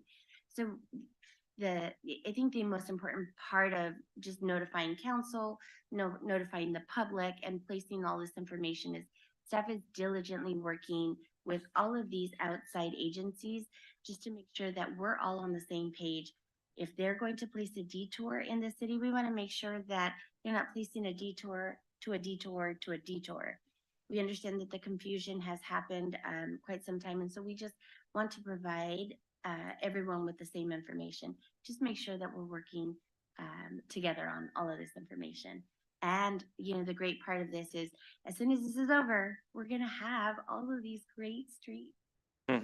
Amazing. So I think that, the takeaways is that from all of this is, they're working pretty quickly.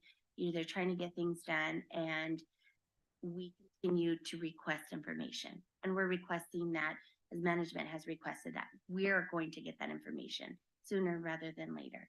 So that's all I have. Thank you. So Elizabeth Yellen is usually our PIO for Caltrans, but she's on new assignment. Correct. So do we have the new person who's picking up for We do, and that information is on our social media and on our website as well. We have been working with them to issue the new commuter alerts. So the new PIO information is on the commuter alerts that we've been pushing out. Okay, great. So there is a new executive liaison that's providing this information. A PIO, a public information PIO, officer. Yes. okay, got that. Thank you. All right, Public Works. I think everything from Public Works has been covered. Oh, one thing actually, thank you to staff this morning. I took a tour of the Salazar Center and the current status, and our Community Services Director, Amy Smart, and our lead worker, Jess Hernandez, along with other staff. We looked at Salazar Center. There's been some improvements made to that building. As you know, it's been closed for quite a while. And the reason it's been closed is that there were quite a few code violations. And in particular, the roof is in really bad shape. But also the restrooms had some very significant issues where just things like the floor drain wasn't connected to any actual drainage. It was just like leaking under the building. We have structural issues with the frame of the building. But aside from the building issues, actually, so we're preparing a request for proposal to do those structural improvements to the building. But then further, we walked the site to look at what other improvements the city could budget for in terms of our CIP. There's improvements that need to be made to the playground, to the splash pad, to the ADA, the sidewalks. Like, there's just so many things, the lighting over at Salazar Park. And so we're going to be bringing that to council because currently that facility, even when it was utilized, it was in terrible shape, and because of deferred maintenance that had been put off for quite a while. And so staff is going to be bringing a proposal to the city council to invest in that facility because it is a very important facility to that side of town. And I think we have a potential, just like Pioneer Village, to use that to a higher potential. So just expect that. But thank you to staff for joining me on that walkthrough. Thank you. Commander Garza. Good evening, Mayor and Selma City Council. It's a pleasure to be here tonight on behalf of Chief Alcarez. Besides all the great work the men and women are doing at the Selma Police Department, I have nothing to report. Sir, then we'll move on to our council reports. Councilmember Mendoza Navarro. I just want to welcome our new planner and look forward to working with you. And I might have to pick your brain about Madera. Just saying. I did actually attend the Fresno COG and the FCRT meeting as an alternate, and the discussion was heavily about Measure C. They did have the opposers and the ones that were for. They're actually coming together and working together. I believe they have like 10 committee members. And so there's some language cleanup that they're doing regarding the committees. And so that was, like I said, heavily discussed. The other discussion that was talked about was that they did the executive director, Tony Bowen, is going to be retiring on December 22nd, I believe it is. And so the board appointed Robert Phipps as the interim executive director while they go out to they hire an agency to recruit for that. And then there was, and I know thank you for providing the information regarding the housing element. That was I know the mayor's brought it up a couple of times, and so I was like, what's going on? Because we're being told that we're not submitting our paperwork, and so I think it's just HCD's pushing back on certain things that they're wanting. And so thank you for providing that information. And if you can forward it to the rest of the council, please, as far as where we're at with that. I attended the 58th annual Rotary Band Festival. And that was really nice. We had a fun time. Mayor Pro Tem and I rode in a Rubicon Jeep and with some staff from the Selma district, the school district. So we had a fun a fun time with them. I also attended and I was a judge for the Christ-driven church, their Harvest Festival or their Soup and Bread Festival. And oh my gosh, 13 soups, and it was so hard to choose which ones were the best ones, but I think we did okay. After there, I attended the St. Joseph's Parade of Saints, which was actually a Hallows Eve event. And it was their first trunk or treat that they had. And it was really nice to see all the parents there. They actually had mass right before. And so church was full. And then right after that, you saw the little saints, all the kids dressed up as saints, and it was really nice for that. I attended the mayor's prayer breakfast. That was my first time there. It was really nice to see everyone, and you could just feel, the Holy Spirit. You could just feel. And I know I was convicted. I'm sitting there going, oh, I could feel it. And then we also had our annual Selma Catholic Women's Club fashion show this last weekend. It was a fashion show and luncheon. And so that was really nice attended. I always look forward to that. You're going to be a model next year. Is that what you said? And then lastly, I got a complaint from a resident that the last waste management collection that they had at the facility, that they actually closed early. And I think it was like 15 minutes early. I don't know. I mean, they were just looking forward to dropping off their stuff, and they were closed already. So that was, I said I would, bring it up. But that's it. And just, thank you to staff for all your hard work. Thank you. Just really quick on that item. I have a biweekly or a monthly meeting, standing meeting with Waste Management. So any similar complaints or issues that you're hearing from residents, please forward them to me, because I go down that list with Waste Management and figure out how to resolve them. So I would really appreciate that. Thank you. Councilmember Trio? All the events that Councilwoman Mendoza Navarro attended, I didn't. I was out of the country. But I'd like to welcome Mr. Camarado. I wish you luck. All the team effort. You joined a good team. And I didn't want to do it, but I'm going to do it now because I think, one of the members of the community was saying they're going to sue me because I closed my restaurant. I established, and I want to end this because I with the Phil, I built Max's Brunch House Cafe in 2014. I took ownership of the building in 2003. I own 2 other buildings, and I'm actually Printopolis, and there's other businesses. I employed a lot of people from the city of Selma, of the community of Selma, and I did a lot of fundraising to a lot of the community members, a lot of senior center seniors. We did a lot of donations, me and my wife, but there comes a time when we have to sit back and say that we're, she's 12, 14 years younger than me, but we're retiring. And one of the things was that, so what I did, because for the best of our community, I said I would rent it out to an individual that would come from somewhere else to, Fresno or somewhere. And we talked about that 4 months ago, and I leased it out. There's other things coming, but I couldn't get involved with that. But I didn't want to share that. But I think I need to share it because, me and my wife, we really respect and really love all the community members that actually reached out to us and thank us.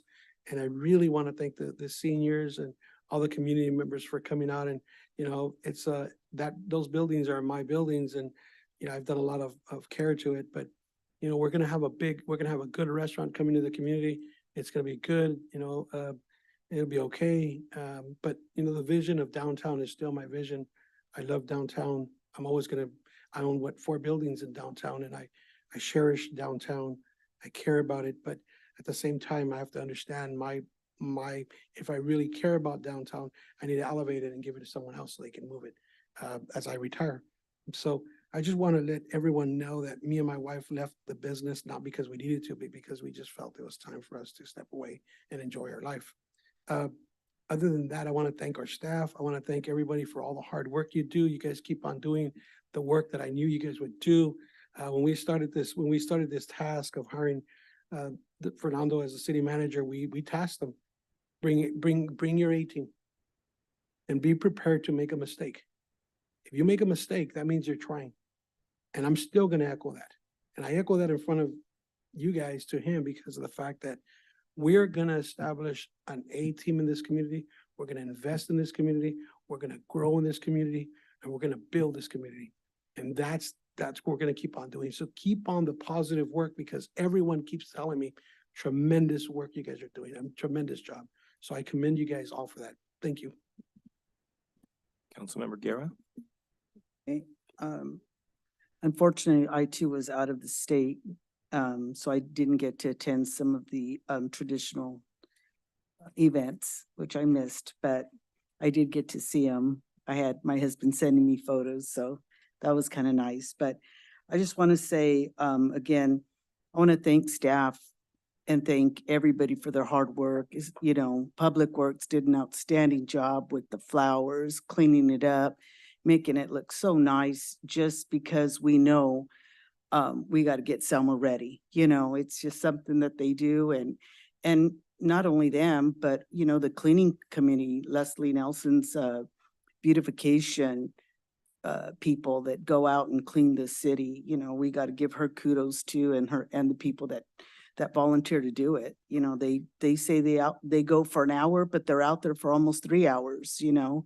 So I want to thank them as well.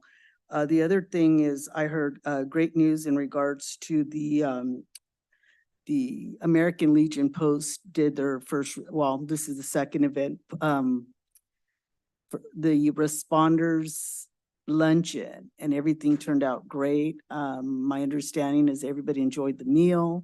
So that was great. And I want to thank Chamber again for their involvement, donating the waters. That was really nice. So everyone really, the other thing is I also attended the mayor's breakfast luncheon or breakfast prayer. And it was beautiful to see everybody united and very touching, just what Selma's about. So we come together, we come together. And again, I just want to say thank you to everybody, staff. And if I don't see you, you guys all have a happy, blessed Thanksgiving and enjoy your families. Mayor Pro Tem? Yeah, I want to welcome you also to our team. Thank you, staff, for all your hard work. Seems like I've been gone for it's like 2 weeks since the first last meeting, right? I got 2 pages of stuff. What did I do? Assemblyman Joaquin had a food giveaway at the park. That was really nice. They had all kinds of resources for our people to tap into. They had free flu shot and booster shot and the food giveaway, of course.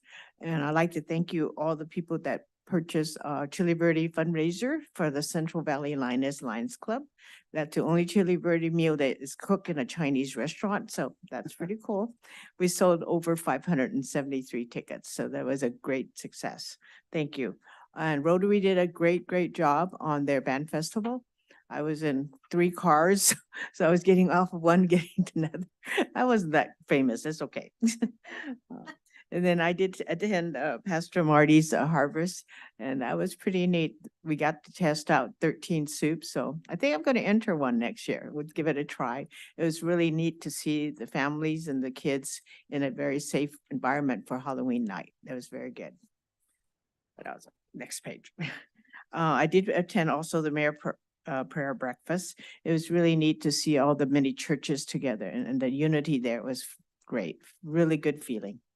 I attended a 5-city meeting today in Kingsburg, and that's neat because we get to see what the other cities are doing. So each city gets to talk about what's happening in their city. So that was nice. Want to thank the police and the paramedics. Actually, they came and my son had a seizure 2 weeks ago, and they came really fast and they saved him. And I really want to thank you guys very much for, you know, doing the best job that always, and I'm very proud of you. Okay, thank you. God bless. God bless your son for a recovery too. And good Thanksgiving. Even more to be thankful for. I want to wish everybody a happy Thanksgiving and thanks for coming out. Great that we have a city planner. Thank you for coming and sticking out the whole meeting. Good to see you. And they're not all like this, but I want to thank everybody in the city for coming on, city staff, and happy Thanksgiving, happy holidays to everyone. And with that, we are adjourned. Take care, everybody.